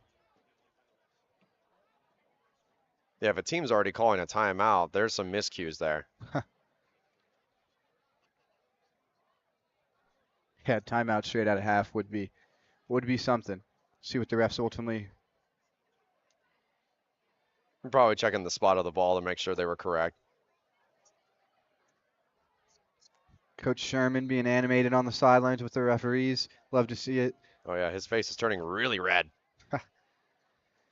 Quarterback throws one of those simple little RPO options, and again, good for 6-7 yards. Yeah, that was the Jason Lee there on the short route. Again, short passes is what Centennial's been doing. Short passes and short runs, and then setting up the big pass later on. Yeah, I think you've seen a lot of those bubble screens RPOs going on tonight for Centennial, and seemingly has worked. I guess the scoreboard wouldn't reflect it as much. Here we go again with the quarterback under center with the handoff to the running back, and the running back looks for a jump and just absolutely swallowed in the backfield by number 5. That is R.J. Jackson with a huge play meeting him in the backfield. It brings up a 3rd and 5. One-on-one matchup with the linebacker and running back there. Yeah, R.J. Jackson, that's the first time we said his name tonight. 26 tackles, interception, forced fumble, and he also has a rushing touchdown, believe it or not. As the student section gets loud here for Queen Creek, the quarterback once again under center with a fake handoff. Again, RPO action, and it's just enough for the first. Those just been killing them tonight. And they went right back to Lee, who made a catch 2 plays ago, and he got shifty with the corner right there, made a juke move to the left side, and got the first down. Looks like they'll get a little tempo going for Centennial. Once again, the quarterback in the gun. Running back behind him. Pistol. Running back takes the carry, and he is met, but he bounces off 1 tackle. and then gets pushed back for maybe a yard. That was that was a pretty aggressive run overall, and he's a big guy out there. Yeah, he's definitely a big back, and that was Bartholomew again. He laid the boom on one of the defensive linemen, but then a corner came down and laid the boom on him and said, "No, you're not going to do that to my guy. Get back there." So we see Bear Fisher leave the field. I got to save him for the offensive drives. Once again, the same formation, 2 receivers out to the left and right with a run to the running back, and he is just absolutely blown up in the backfield.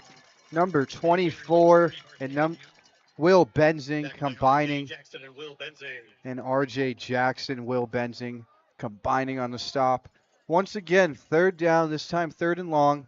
Queen Creek would love to get a stop here. Yeah, they would, and you know, the obvious call here is to send pressure, but when it's 3rd and a little bit long like this, you got to be careful. So send a 4-man rush, have all your guys play back, but not too soft. We see 3 receivers out left, running back in the backfield, 1 receiver out to the right. I have a feeling they're going to number 2 here. And he looks, and that's incomplete. Great play on the ball by number 15, Lachlan Geyer. Great stop. That brings up 4th down. And it looks like Centennial might actually keep the offense on the field for this play in a little bit of a tempo. 1 receiver out right. He's going to motion 1 to the right, so 2 split on each side. Got to be a passing play here. Watch the hard count. The quarterback looks to calm everyone down. Now he's officially in the gun position. Drops back, and the QB just punted the football. And the quarterback, that is not what coaches wanted. That was not the game plan. Unfortunate for Centennial, and an absolute win for Queen Creek right there.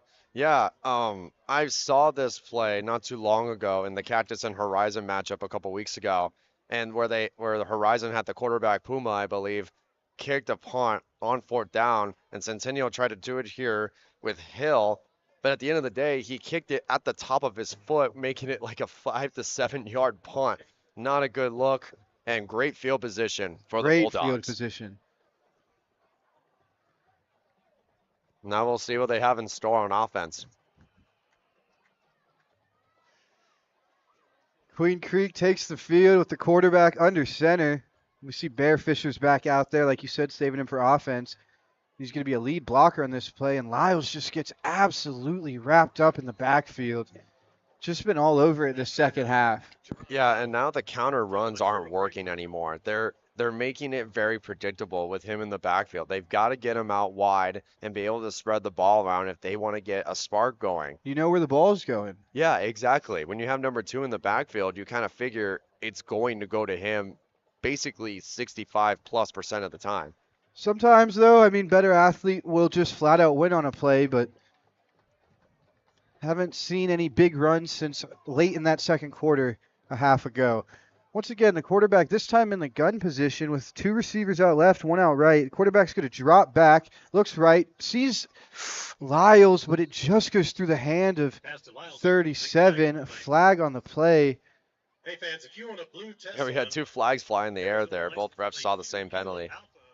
3 Juliet Lima, your vehicle is going to be towed if you don't move it. You're in a no parking zone. There's a white Hummer, Lima Golf Alpha, 3 X-Ray Yankee.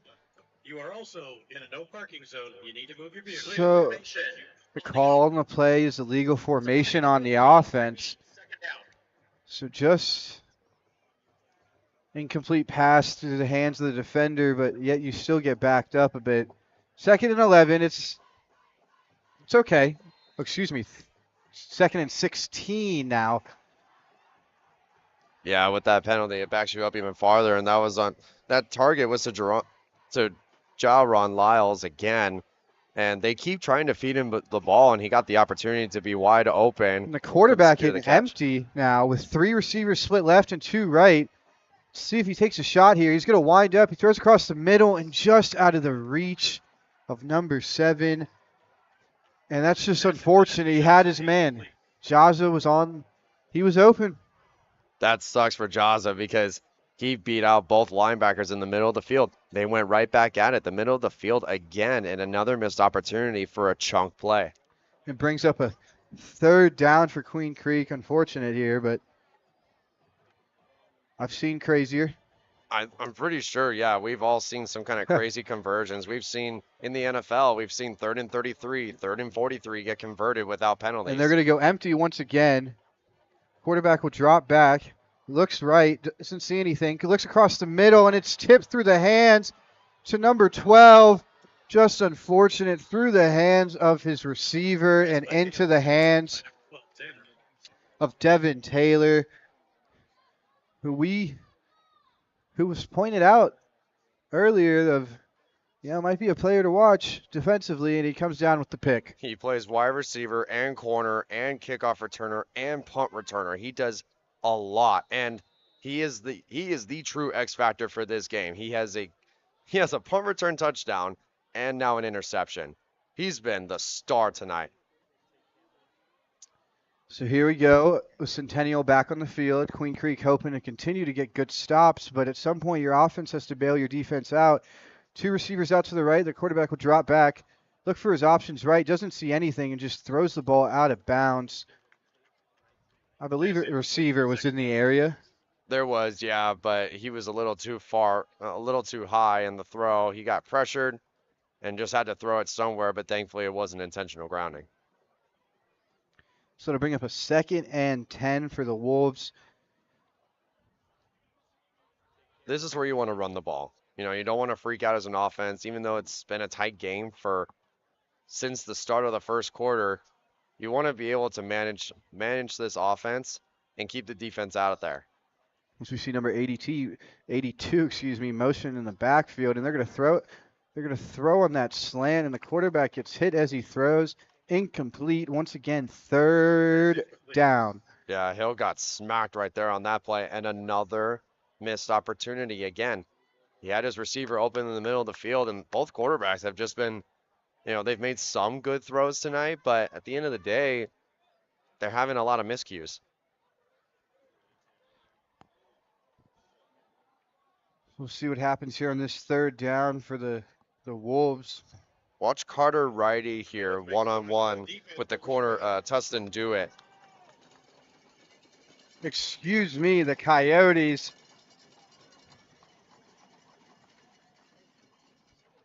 And the quarterback will sling to the sideline. That is caught by number 7, Torrin Hill, once again with the catch.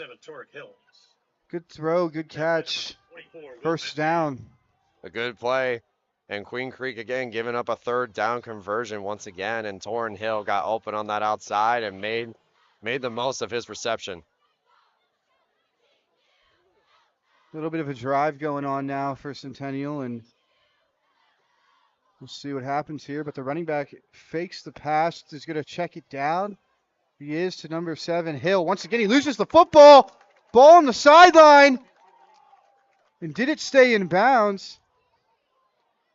Oh, that was really close there because the ball was rolling, and I believe when it was about to get recovered, the ball touched the white out of bounds marker. Oh, a missed opportunity there for the Bulldogs to get a takeaway.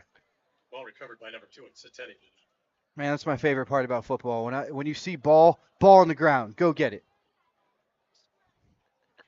Everybody wants a chance to be able to touch the ball wherever it is. Exactly. So it'll bring up a 2nd and 10. Fortunate for Centennial, unfortunate for Queen Creek. Quarterback will remain in the pistol. He fakes the run, little RPO, and just unfortunate there. Can't hit the over the middle passes currently, but once again brings up a 3rd and long. And that was Noah Garrian on the corner blitz. They had one high safety, and Noah came down unblocked and got pressure on Hill. They've been sending in a sneaky blitz every so often, and they've had guys come in unblocked, so this O-line really needs to step up on the outside. And Queen Creek will hope to get off the field here and get the ball back in their offense's hands. But you're also in field goal range with their strong kicker who hasn't made a field goal tonight, so we'll see what happens here. Brings up a 3rd down. Running back to his right, 2 receivers out right, 1 to the left. Quarterback will look right.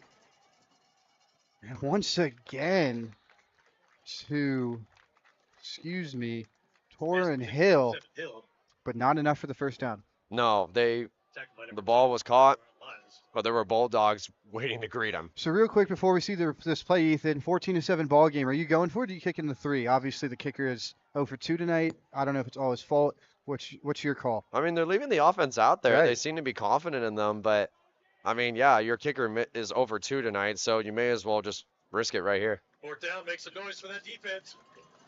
Brings up 4th down, and it gets loud on this Queen Creek side. Big play here for Queen Creek, and the quarterback snaps it, and he throws and absolutely smacked on the play. I hope the player is all right. Looks like the wind just got knocked out of him, but he did manage to hold on to the football, and that will be good for a first down. Colton Cox with the boom on that play. My goodness. Are you kidding me? He came down from the top. He has 14 tackles now, 15 on the season. Even though they got the 4th down conversion, Queen Creek said, nah. He'll feel that tomorrow, that's for sure. Yeah, he will. And we got 3 receivers out left, no one to the right, motioning the running back out right now. Quarterback empty. Quarterback looks to his right, rolls right, doesn't see anything downfield, and just gets rid of it. And it looks like Pass incomplete, second down. lucky not to get a late hit called there. Oh, looks like the refs might have heard me from up here. And that was a smart decision by Hill. I mean, he tried to survey down the field. Excuse me, holding on the offense. The 10-yard penalty, repeat, first down. So it'll back them up here, 1st and 20. And my hot dog is getting cold, but it's all right because this is good football going on. Yeah. Well, I mean, it's still a long night, but I mean, at the end of the day, though, going back to that play, Hill made a smart decision, ran out, and as soon as he was jumping out of bounds, he threw the ball away to avoid a loss. So quarterback motions to his receivers out left, excuse me, not motions, but signals, and the running back ends up taking the carry, and that's number 1 up the right sideline with the late hit on the play by Queen Creek. That's not good for Queen Creek. And now there's a second flag. The ref threw his hat. So there's going to be multiple penalties here. So we'll wait and see what the ref's call is here. A lot of chirping going on down there, and a lot of adrenaline is flowing through these guys' veins.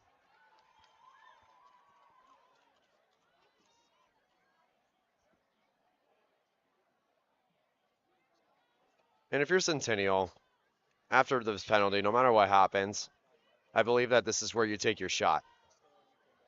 Take your shot, go up by 2 possessions, and get your defense back out there to get you the ball back. Yeah, absolutely. If I'm Queen Creek. After the play, Oh, here we go. we have a personal foul. Number 5, defense. After the play, unsportsmanlike.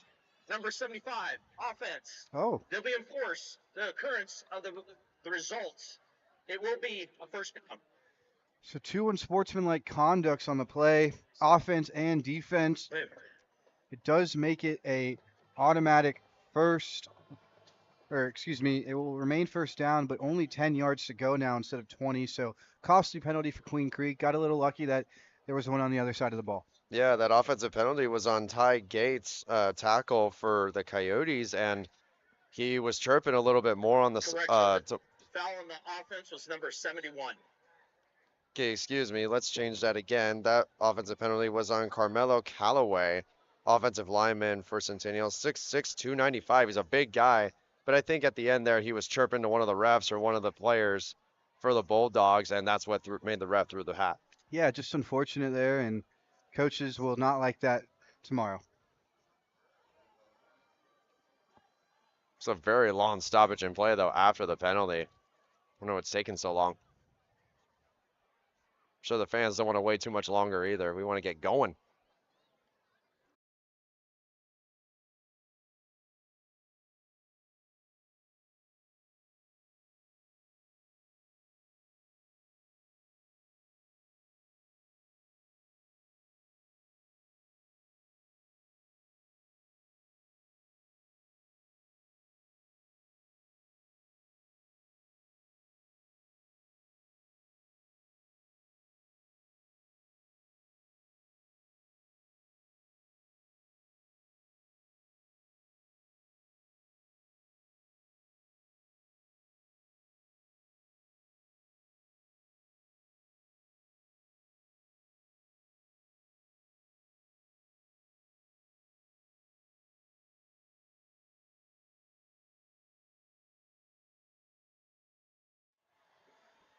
Sorry, ladies and gentlemen, for the interruption. We had major technical difficulties over on our end. On that last drive that the screen went black on, Centennial. Wow, what a catch by number 4, Bear Fisher. Welcome back. Welcome back to the game. Last drive, Centennial did score a screen touchdown. That was Owen Reynoso who scored the touchdown. The score is now 21-7, but Queen Creek has got the ball back, and after that big gain out of Bear Fisher, they're hoping to go get some points on this drive. Yeah, before we went dark there, Owen Reynoso earned his first receiving touchdown of the season, and it was a great one. He broke outside, had 2 broken tackles, and fought his way to the end zone, and now Queen Creek is slowly starting to move the ball down the field, and that last one to Bear Fisher. Just a great play by both teams there as he's looking for his receiver. He can't find anything. He just gets rid of it. And just unfortunate there. That was great pressure overall by the Coyotes there, and now we have a flag late after flag. the play. Wondering what the call will be here. I have no idea, but that was a very late flag. Very late flag. You usually only seen these with unsportsmanlike calls usually, but we'll see what the call is. It's probably going to be another personal foul penalty, unsportsmanlike conduct. Centennial. Oh, sideline warning. Just the players and coaches were a little close to the field. Potentially, yeah. They were probably hyped up about the play, and you got to stay disciplined on both on the field and off the field.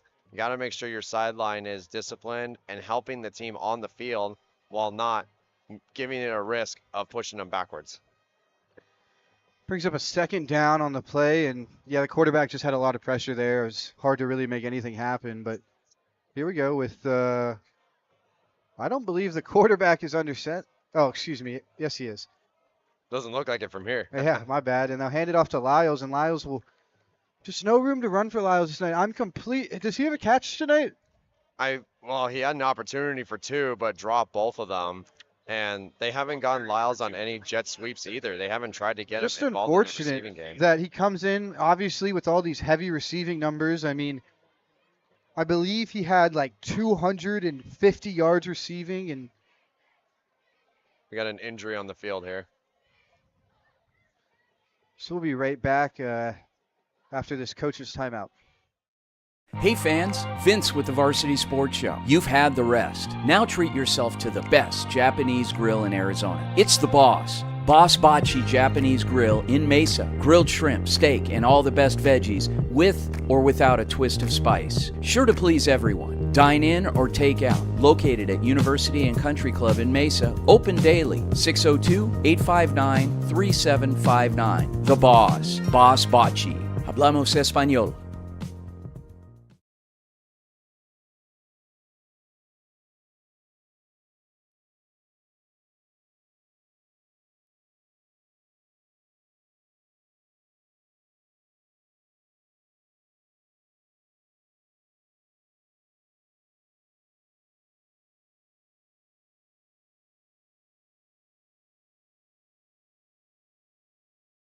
Overwhelmed by crushing medical bills that keep you up at night? Imagine the heartbreak of delaying care for your family because of sky-high deductibles, copays, and surprise out-of-pocket costs. It's a nightmare no one should face. At Fountain Hills ER and Medical Center, we've partnered with Instinctive Health Pass to deliver Health Pass, your emotional lifeline for true peace of mind. Visit instinctivehealthpass.com today. Sign up to slash costs on unlimited future visits and erase current outstanding bills from using our facilities, saving you thousands in worry-free relief. And welcome back to Queen Creek. And excuse me, before that, it was not a coach's timeout, it was an injury timeout for Centennial. But we're back. Player walked off the field, and 27 seconds left in this third quarter. It's a 3rd and 8. Clock is running, and Queen Creek is still not on the field. So I'm wondering if this third quarter is just going to run out. Yeah, it looks like they're going to take their time here and let the third quarter run out. Both teams are going to their sidelines. Looks like the ref is trying to get the players on the field. And this third quarter is going to run out. And this third quarter is going to run out.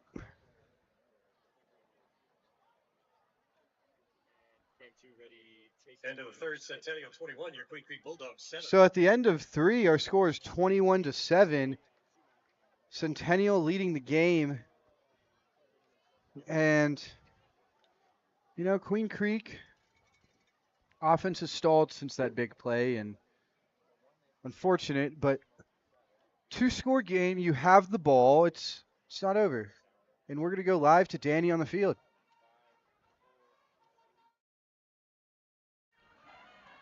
I'm Danny McDermott reporting live on the field.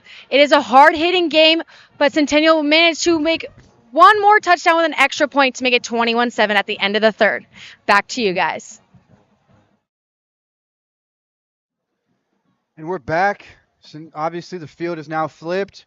Queen Creek, 3rd and 8, 12 minutes to go in the start of the 4th. Here we go. Here's endgame, ladies and gentlemen, and let's hope Queen Creek can make some magic happen. Quarterback with a high snap, still evades it, and then he gets sacked from behind. Unfortunate there. Just didn't get rid of it. And that was William Bollard getting his first sack of the season. Good pressure on the blind side. Nobody was open deep field, so he got his opportunity one-on-one and bashed down Sawyer. And Queen Creek will once again punt away the football. Not ideal. Not ideal. Not ideal to start the 4th quarter, no. And your poor defense is doing everything it can to keep giving the offense chances. So if they give up another score here on this drive, whether it's field goal or touchdown, it's not going to be good. And the punter gets absolutely blown up. The ref threw the flag. I believe this is going to be an automatic first for Queen Creek as they finally get great coverage on the return man. But I wonder what the call will be as the punter was run into. Yeah, the punter, Israel Carmona, he got smacked down low, so this is probably going to be roughing the kicker potentially. And a good wrap up there to stop Taylor from returning the ball. And I believe Queen Creek is signaling their offense. Here we go. Yep. Automatic first down for Queen Creek. And Ethan, I was getting ready to say to you, they need a turnover. They need something. Sometimes it's easier said than done. There you go. That's what they needed. Something to get them moving again. The crowd has been kind of nonchalant because not many points have been put up on the board. Right. And they've got to get they've got to get the energy back. They have to get that momentum back somehow. They just got a gift with wrapped with a bow on top, and Queen Creek's offense will retake the field here, and new life for Queen Creek. Yeah, and that bow was a yellow flag. How about bow, that? yes, it was. Delivered by a man in the white and black stripes. So Sawyer will take the field once again. New drive, new start. And the ref throws a flag immediately, and number 7 with the catch. A nice throw. It was Jaza on the reception. It was Jaffa on the catch. Wondering what the call is here, Ethan. Legal formation on the offense. It's a 5-yard penalty. There you go. First down. So unfortunate there, but beggars can't be choosers. At least you got the ball back. Shrug it off and get right back at it. That's what coaches teach. I like that play, though. That was a good play call. Since half, they finally, got some air yards under it. Yeah, they need to take some shots down the field. Slant routes, drag routes, goal routes, post routes, something. No more screens, no more runs to the outside. It's not working. You've got to take some deep shots, and if you can get those going, then maybe you can set up the run game again. Would love to see a shot to Lyles here. 263 yards, 5 touchdowns receiving on the year. But they get the handoff this time to him, and he gets back to the line of scrimmage, maybe a little more, good for about 6 yards. Yeah, finally. That's the 3rd time only tonight that they've been able to get him up the middle through an A or B gap. The O-line hasn't really done a good job of that overall, but on that play, they got the mentality to finally make room for their wide receiver / running back. Queen Creek obviously has only been given up on average 19 points per game. We see that mark has been hit tonight, so it'll be interesting to see what this final score is and how the averages end up playing out. And a false start on Bear Fisher. He moved too quickly, I believe. Yeah, the pressure's just shooting themselves in the foot right now. Yeah, the pressure's starting to get to their head now, and it sucks that they're at home and they're making these little mental mistakes. False start. Offense. It's just not something you see out of this Queen Creek team. Like I mentioned, 9-1 at home in their last 10 games, but it feels as Centennial's crowd, you can actually hear from this side of the stadium more than you can, the Bulldogs. Yeah, and it could be flashbacks to that last playoff game. You have no idea. They could have come into this game thinking of all revenge, revenge, revenge, but sometimes that's not what you need to do in order to get to a game like this. Absolutely. Quarterback drops back. He's going to roll right, little Uh-oh. play action. He's going to throw a deep ball up in the air. No one there. He got hit as he threw. I like the shot. Just was not in the area of Kellogg. Well, the left tackle right there ended up getting blitzed really hard by Luke Franklin. This is the first time we said his name tonight. He has 6 tackles and a fumble recovery on the season, and last season was a breakout year for him. 53 tackles, 11 sacks. Wow. And 2 fumble recoveries. So, and he's the team captain and leader of the defense, but he hasn't really been said a whole lot tonight, and that was his first opportunity to make a big play, and he made it happen. And you know what? Sometimes defensive linemen are a bit different, but as you know, with the corners, it's if your name's not called, you might be doing something right. And another flag on the play. I wonder what the call is going to be here. I was unable to see it. Oh. Well, it looks like the Bulldogs call a timeout, but so they got the timeout before the flag could be thrown. And we'll be right back That's their first after this timeout. The Angry Crab Shack in Tempe, with an experience so good it remains indescribable, with something for every seafood lover. Try one of their amazing custom seafood boils, sandwiches, appetizers, and salads. Angry Crab Shack Tempe is located east of I-10 on Warner Road, 480-674-3847. The Angry Crab Shack in Tempe. Come ready to eat.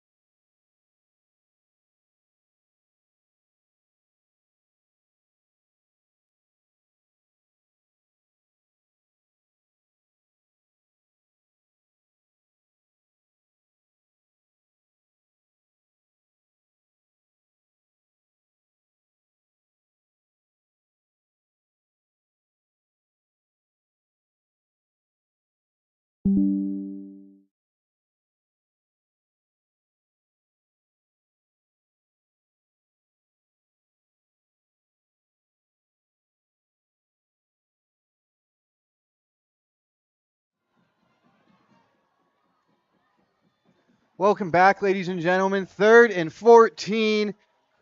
Queen Creek's looking for a big play here, and the rusher comes and just out of the hands of Lyles. Oh my goodness, it's been frustrating trying to get Lyles down the field. That's his 3rd attempt for a reception there, and it either went in front of him, it either goes in front of him like it did on that play, or right in his hands and he dropped it. Sideline warning on Centennial. That's their 2nd. 5 yards will be enforced from the previous spot. 3rd down. Wow, so a sideline penalty will... 4th down. Oh, excuse me, no. So a sideline penalty will actually give the Bulldogs 5 yards, but unfortunately will still be a down. If you're the Bulldogs here, why not call fake? I know it's only a 2-possession game, but why not give a surprise? You haven't given anything unexpected towards this Centennial defense. Eventually that clock's going to run out. I completely agree. I mean, I know we're sitting here saying it, but I would have liked it. I would have liked it, Ethan. As the dangerous punt returner fields it, and he just fair catches it right under those bright lights, man. I would have dropped that football. And he actually took a fair catch this time and didn't return it. I bet you it's because of those field lights. Most likely, yeah. It's really hard to see the ball in certain conditions, but I mean, he also had a Bulldog waiting to hit him, but it was a smart decision. So it looks like the ball will be spotted around the 20-yard line. The Centennial will take the field with 9 minutes and 30 seconds to go. And if you're Queen Creek, I mean, I want to keep hope, but you're running out of time here. You got to make something happen quick. And if you're Centennial, pound the rock exactly like they're doing as he burst up field and just hard-nosed running today out of Bartholomew. Yeah, Bartholomew and Reynoso have been getting split carries tonight, and they both have had some big runs, big plays, receptions. They are setting up the offense for the short passing game. He's looked great running the football tonight. I'd say he's averaging about 6 to 7 yards a carry, and it's just been strong running. And he's a big dude, too, so that's a good average for him. The quarterback is taking his time here, letting some clock shoot down. Only one high safety up top. 2nd and 4. Once again to Bartholomew, just the power back to just eat some yards. And he spins off one tackle, bounces off another, and he's finally brought down right around the 40-yard line. I mean, Ethan, Bartholomew is Derrick Henry. Well, I mean, he is running the rock. He's not as tall as Derrick Henry, but I will say he's very similar. His run style is very much like the old school Earl Campbell, short and stocky. And it takes multiple defenders to take him down, and it just happened right here. You know the way it goes. I mean, you get late into football games, you get tired. What does that mean? The runner's just going to keep on eating and eating. And I don't see any slowing him down. I mean, no, not at all. The whole world may know. Everyone in the stadium knows it's coming, but they're going to hand off the rock, and looks like he's just going to fight for about 4 or 5 yards, maybe even 6, and just good hard-nosed running. I'm such an old-school offensive guy. So for me, I'm all about running the ball and making defenses extremely tired. And that's what they're going to keep doing on this drive. You've got 8 minutes to go. You can make drives long or last as long as you can make it happen. I've seen drives that have lasted, I think the longest high school drive I've ever seen was 23 plays. Wow. And the entire quarter almost got ran out. Yeah. It was crazy. And guess what? It ended in a field goal. That's the beauty of football, isn't it? Pretty disappointing. 2nd and about 6 to 7 yards to go as the quarterback takes the snap and hands it off to the running back once again. And he's going to try and bounce this outside, but Queen Creek is all over that as there's just no room to run for Reynoso this time. RJ Jackson coming up and containing the outside from the middle linebacker position. They rotate him outside and inside, but that time he played the middle, came back down, spun him around a bit, and threw him right to the ground. I believe that was a loss of a couple yards as we now have a 3rd and 10 here for Centennial. And if you're Queen Creek, if you want any chance of some magic, you absolutely have to get a stop here. Yeah, and if you're the Bulldogs, you gotta look at the football as a big bone. You know, you gotta go after and you gotta get a takeaway. You're hungry for something, not just a regular stop. You need a takeaway right here. We'll see if they can get the first down, and refs will stop the play. No grittying for number 14. And we'll head to commercial real quick, and we'll be back for the last 6 minutes of this quarter. Hey guys, Vince here to talk about Angel Dentistry. It's where my wife and I have gone for over 10 years, and we trust them with our routine and extensive dental care because they care. Dr. Amber Angel is an Arizona native, born in the town of Miami, and has been practicing in the Valley over 20 years. For general to comprehensive dental services, call 602-788-2008. Located off of Cave Creek Road just north of the 101 in North Phoenix. Angel Dentistry, proud supporters of our young people and proud partners of the Varsity Sports Show.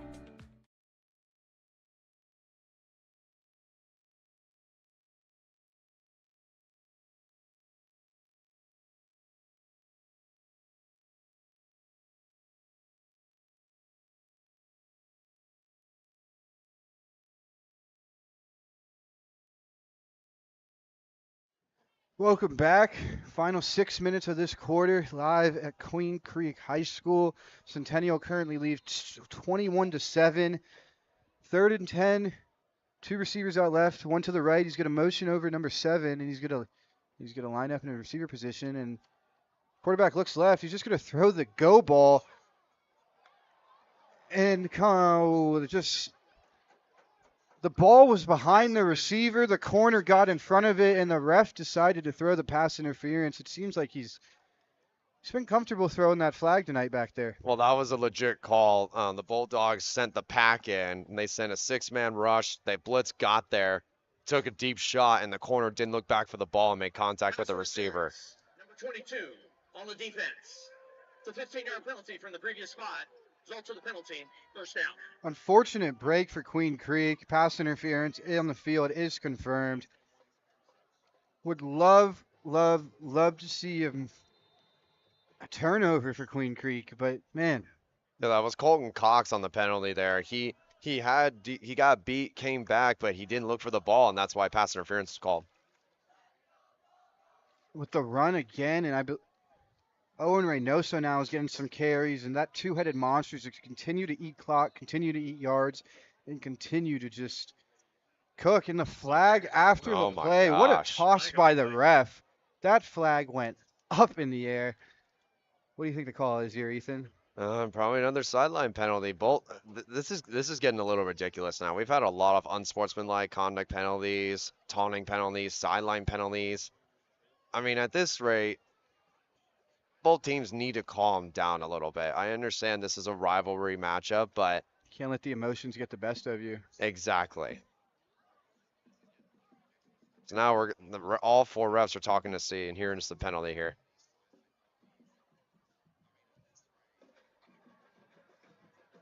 Holding. Number 82, offense. Holding on the offense, so. Unsportsmanlike. Number 13, defense. Offsetting penalties. Penalty to be enforced accordingly. Actually, I believe in high school how that works is the yardages combined, right? So it is. That should be what, a gain of 5 for the Centennial offense. Yeah, a couple guys losing their heads late in the game. It's hard not to in situations like this, but. And that was the penalty there was on Tussin Dewitt, and we've called his name a few times tonight and making certain plays and tackles, but again, like you said, the emotions are getting in their head, and they're getting frustrated because of these penalties that have been happening on these big downs. And when you consistently run the ball like the Coyotes have been, it frustrates you as a defense because you're constantly trying to punch the ball out. You're trying to get tackles, and you don't want tackles. You want picks. You want fumbles. And they haven't really been able to get any of that tonight. And, we'll ultimately see what the final score is. We came into this game expecting fireworks, right? And in that first, 13, 14 minutes, there was. But it's just been all defense from this point on. And Centennial's got a good identity going so far. And I believe Queen Creek is still hoping to find some of that identity. But they clearly have a hard-nosed defense. They've been up to the challenge tonight. It's just offensively, they wish more things would go their way. Right. And the Coyotes, when it comes to their football program, have been known for very, very strong defensive performances, especially under now new head coach Andrew Taylor, who's been the DC since 2001. And now here he is running the team for the first time. And good tackle in the backfield by Will Benzing once again. Will Benzing's been kind of bouncing around quite a bit. He's gone from one side of the field to the other, making these solid tackles on the outside. It's just, again, when you're continuing to run the ball, your name's probably going to get called a lot on defense for all the tackles you're making. Yeah, absolutely. That's for sure. The linebackers and D-line have had quite the day for Queen Creek on that side. And with 5 minutes left to go in this ball game, Centennial's in absolutely zero rush to get this ball snapped. We saw that tempo offense earlier, but taking their sweet time now, and Bartholomew is back in the football game. They fake the handoff to him. The quarterback rolls right. He's going to throw the deep shot to number 7, and it is caught on the boundary, and ref says no catch for Torian Hills. Had a nice football game tonight, Ethan. That's crazy, too, because seeing it from here, he got both feet in bounds. I just think the ball might have bobbled in his hands, and he didn't secure it until he got out of bounds, but still a good effort play overall. And now you got to go back out. Hands to the face. Number 75, offense. The 15-yard penalty, second down. That is the second penalty now on the offensive line for this second half, and they're wanting to get aggressive, and they're trying to show who's controlling the line of scrimmage, but there's a healthy way to do it. Yeah, absolutely. I mean, it's been tough for Queen Creek out here. I believe that penalty, I believe, was on Ty Gates again. That's his second one of the day. To back him up once again.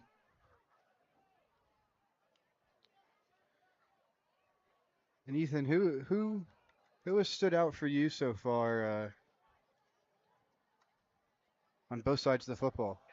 I mean, now we have a decent run play here, but it gets stuffed by the Queen Creek Bulldogs.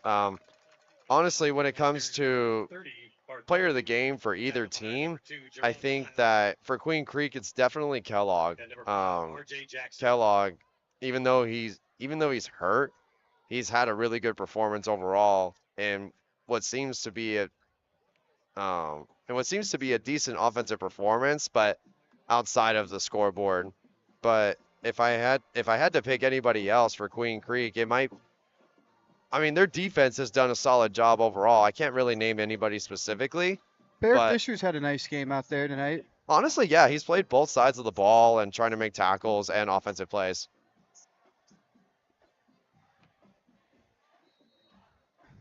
Good carry by Owen Reynoso there. Bring up a 4th down, I believe. Queen Creek. Timeout, Queen Creek here. And we're going to head to commercial. Be right back in a second. Hey guys, Vince here from the Varsity Sports Show. Nothing beats a hometown touchdown, on the field and on the table. Join us at Zips or Goldies, where families, friends, and teams come together for great food. They make everything fresh, like their hearty burgers or irresistible focaccias. The restaurants are family friendly with a huge menu and plenty of seating. Goldies Sports Cafe is in Scottsdale at Via Linda and Mountain View Road, and Zips Sports Grill has 14 Valley locations. Come hungry, see you soon at Zips or Goldies.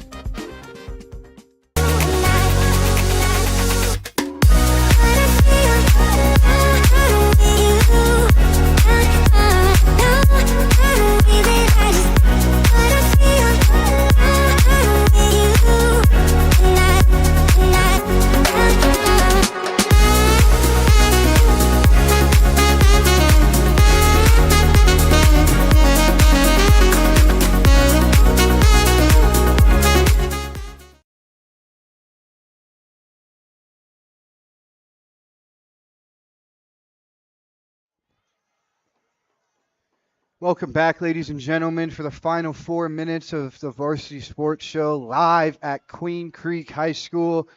Currently trailing 21-7 to Centennial, and if you're Queen Creek here,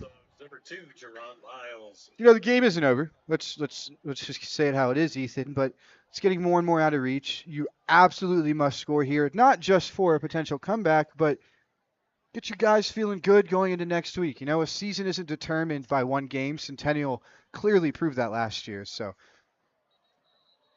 another penalty. This fourth quarter has been absolutely brutal to both sides, and be a lot of tape to review tonight.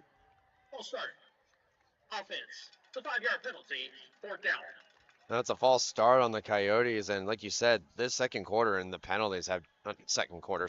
half have just been ridiculous. Like unsportsmanlike penalties, little miscues. Truthfully, Ethan, I feel like we've seen it since the first quarter, right? Yeah, well, not as much as Centennial particularly. Yeah, not as much in the first half for sure, but yeah, this second half, it's just been lingering.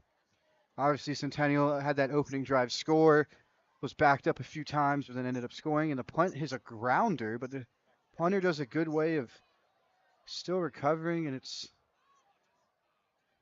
great punt, all said and done. Absolutely no chance for a return for the playmaker Lyles, and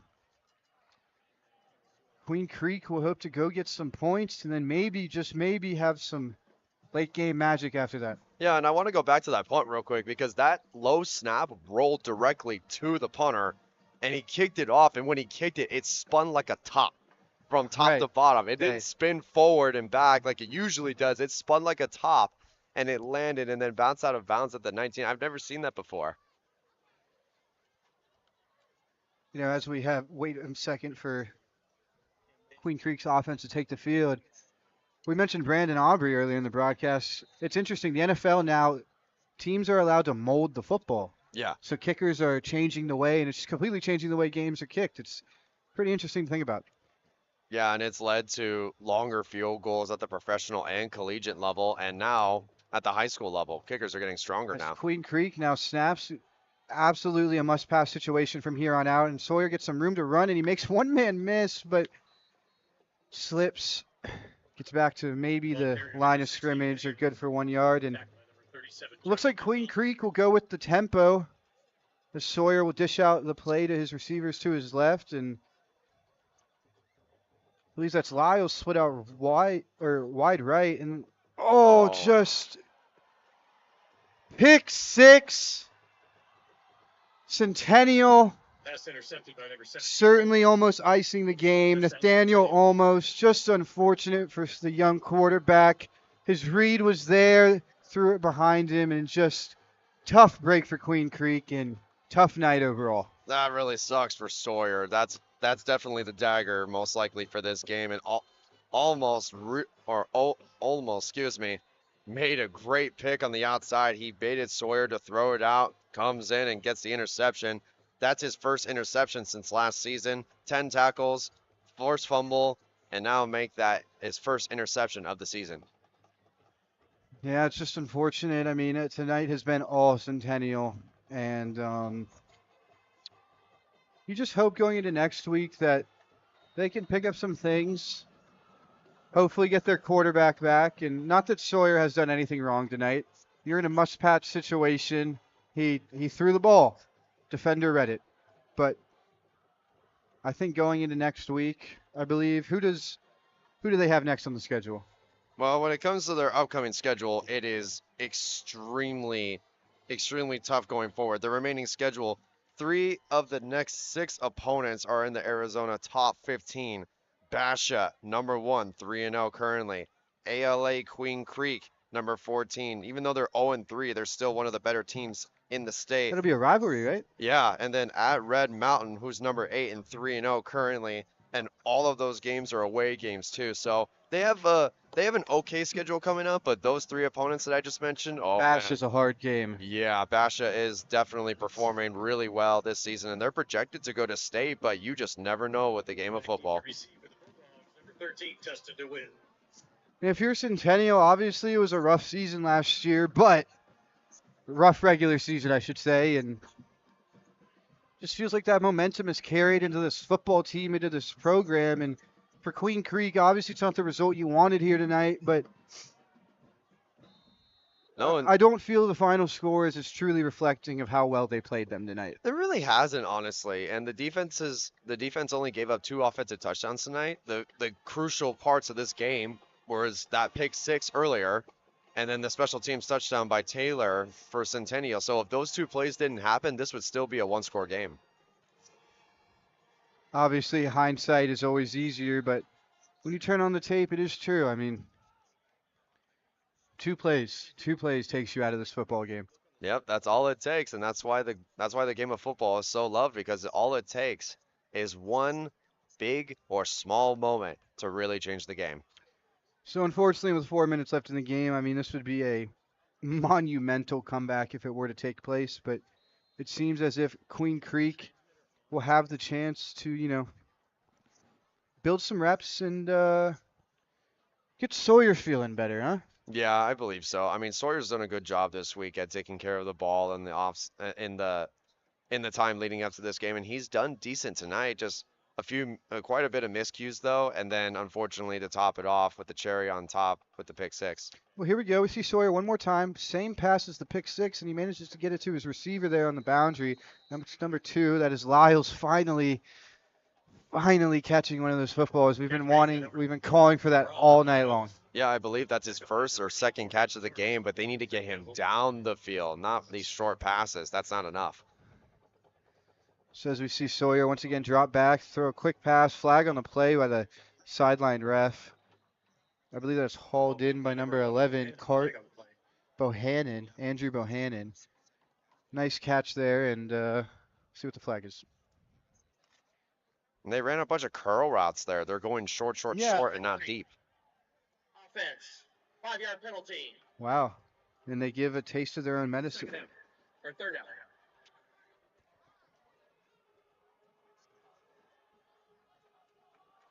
And unfortunately, a sideline penalty on Queen Creek. I don't think coaches will be too happy about tonight's performance, but Sawyer's going to drop back here. He's going to sling it, and there he is, our guy, number 4, Bear Fisher on the catch. Number 4, Bear Fisher. You know, we saw him early on that big catch, and I feel like we didn't see a lot more of Fisher as the second half went on. Yeah, that's their 5th catch. That's his 5th catch of the night tonight, and he's had, believe now he has over 50 yards receiving. So, good individual performance. Sawyer's going to roll out right here. He's going to get past the 2 men chasing him. He's going to step up in the pocket. He's going to make one miss, and then he's going to get absolutely hit from behind. But way to fight in the pocket, way to gain 10 yards, and there's an after. I believe that flag came after the play. That was Leland Joe on the tackle there from behind. Oh, excuse me. Sorry, number 28, DeMonte Drake. There on the tackle. He has 3 tackles and a fumble recovery on the season. And now we'll see what the penalty is here. Personal foul. Face mask. Number 6. Defense. That'll be 15 yards added to the run. First down. And that face mask is on Austin Avina. And, you know, I mean, again, 2 minutes and 59 seconds left in this ball game, but they're driving. You know, we've been waiting for this all night. And where did it all start? A Lyles catch. Anyways, we'll see the carry here. Right back to Lyles. Is that Lyles? That sure was, right up the middle. Ball carrier number 21, Jaden Gearing. Excuse me, my bad. By 37, JoJo Gonzalez. No worries. That's Jaden Gearing on the carry. He's now in the ball game, and Lyles is finally lined up out left. He's got 2 receivers out to his right. Big old number 4 lined up in the tight end spot, and 16's going to rip it across the middle, and he connects to number 11. Nice catch, nice throw. And that is Andrew Bohannon once again with the grab. And he comes up limping on the play. I hope everything's all right with him. Yeah, hopefully that's his 4th catch of the night, and oh, he went right down on the field. First down, Queen Creek.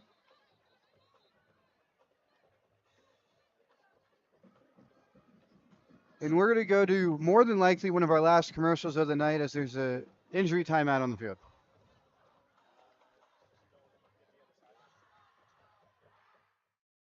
Hey fans, Vince with the Varsity Sports Show. You've had the rest. Now treat yourself to the best Japanese grill in Arizona. It's the Boss. Boss Bachi Japanese Grill in Mesa. Grilled shrimp, steak, and all the best veggies with or without a twist of spice. Sure to please everyone. Dine in or take out. Located at University and Country Club in Mesa. Open daily. 602-859-3759. The Boss. Boss Bachi. Hablamos Español.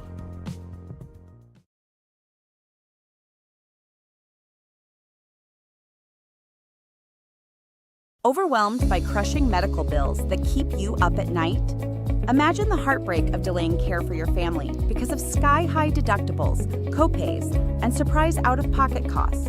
It's a nightmare no one should face. At Fountain Hills ER and Medical Center, we've partnered with Instinctive Health Pass to deliver Health Pass, your emotional lifeline for true peace of mind. Visit instinctivehealthpass.com today.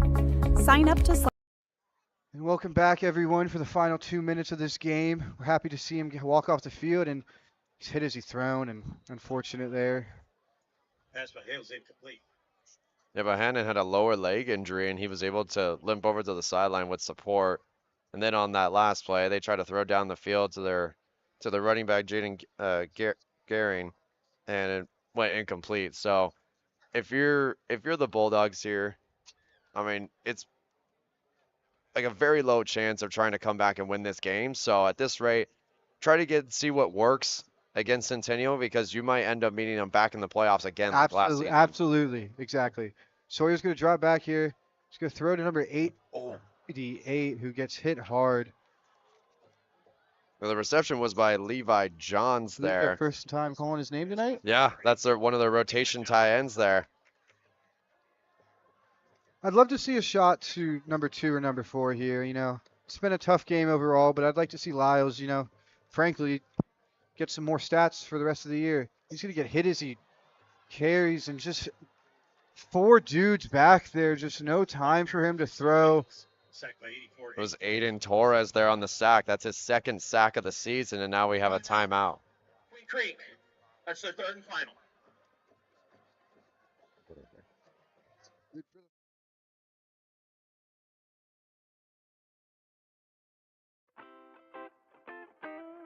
The Angry Crab Shack in Tempe, with an experience so good it remains indescribable, with something for every seafood lover.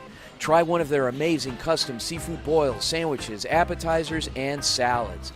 Angry Crab Shack Tempe is located east of I-10 on Warner Road, 480-674-3847. The Angry Crab Shack in Tempe. Come ready to eat.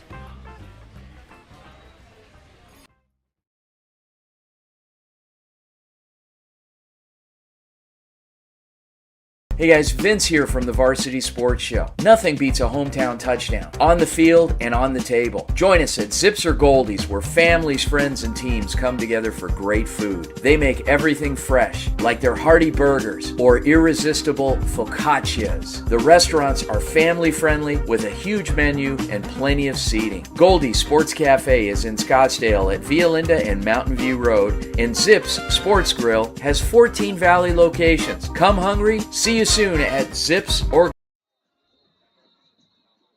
And we're back. Bit of a weird situation to come back to. The ref blew the play dead, but believe it is 4th and 16 for Queen Creek. Sawyer's going to motion over to the coaches. He's going to go get the play from his, believe, offensive coordinator down on the field, and we'll see what they draw up here. I mean, what can you draw up, Ethan? A deep shot. That's literally all you That's could it. do on this play is a deep Throw shot. the ball up to Fisher, man. Exactly. Get the biggest guy out there in Fisher, get him open in the middle of the field, and see what he can do. Sawyer drops back in. The blitz is coming, and he has just absolutely no time, like the moral of the story tonight. No time to throw. Unfortunate, and that'll pretty much do it here at Queen Creek. Yeah, Luke Franklin on the sack, and that's his first of the season. And they sent the package in on 4th and 16. They actually had Bear Fisher open in the middle of the field, but Sawyer couldn't handle it and instead decided to take care of the ball instead of just slinging it. And no timeouts here for Queen Creek remaining in a 21-point game with 1:30 in the fourth. It's looking like Centennial will either just run this or kneel this game out, and that'll do it, folks. But And Queen Creek is undefeated no more. yeah, absolutely. They now move to 3-1. Centennial also moves to 3-1, and we'll see what the rest of the season holds for these two programs. Obviously, Centennial is going to be feeling better after tonight. Last year's playoff game was much closer. Centennial has 4 of their next 6 games on the road as they kneel this thing out. 3 of those games are top 10 teams in Arizona, at Hamilton, at Liberty, and at home to Higley.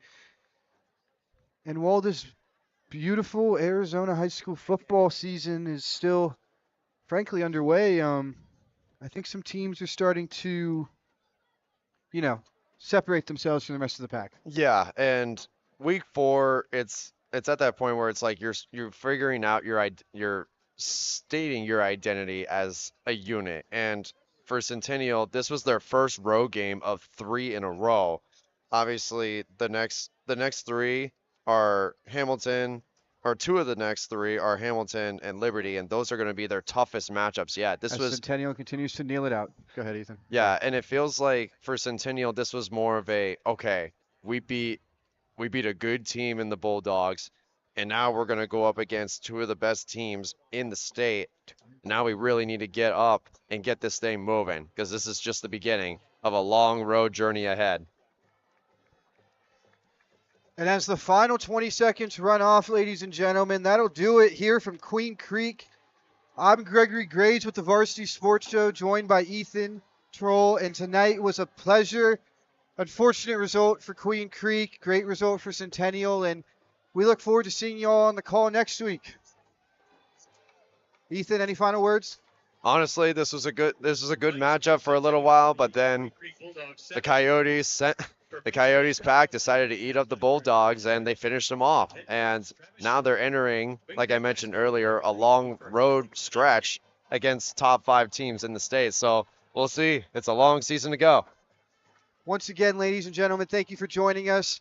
We are live from the Varsity Sports Show, and we hope everyone has a great night.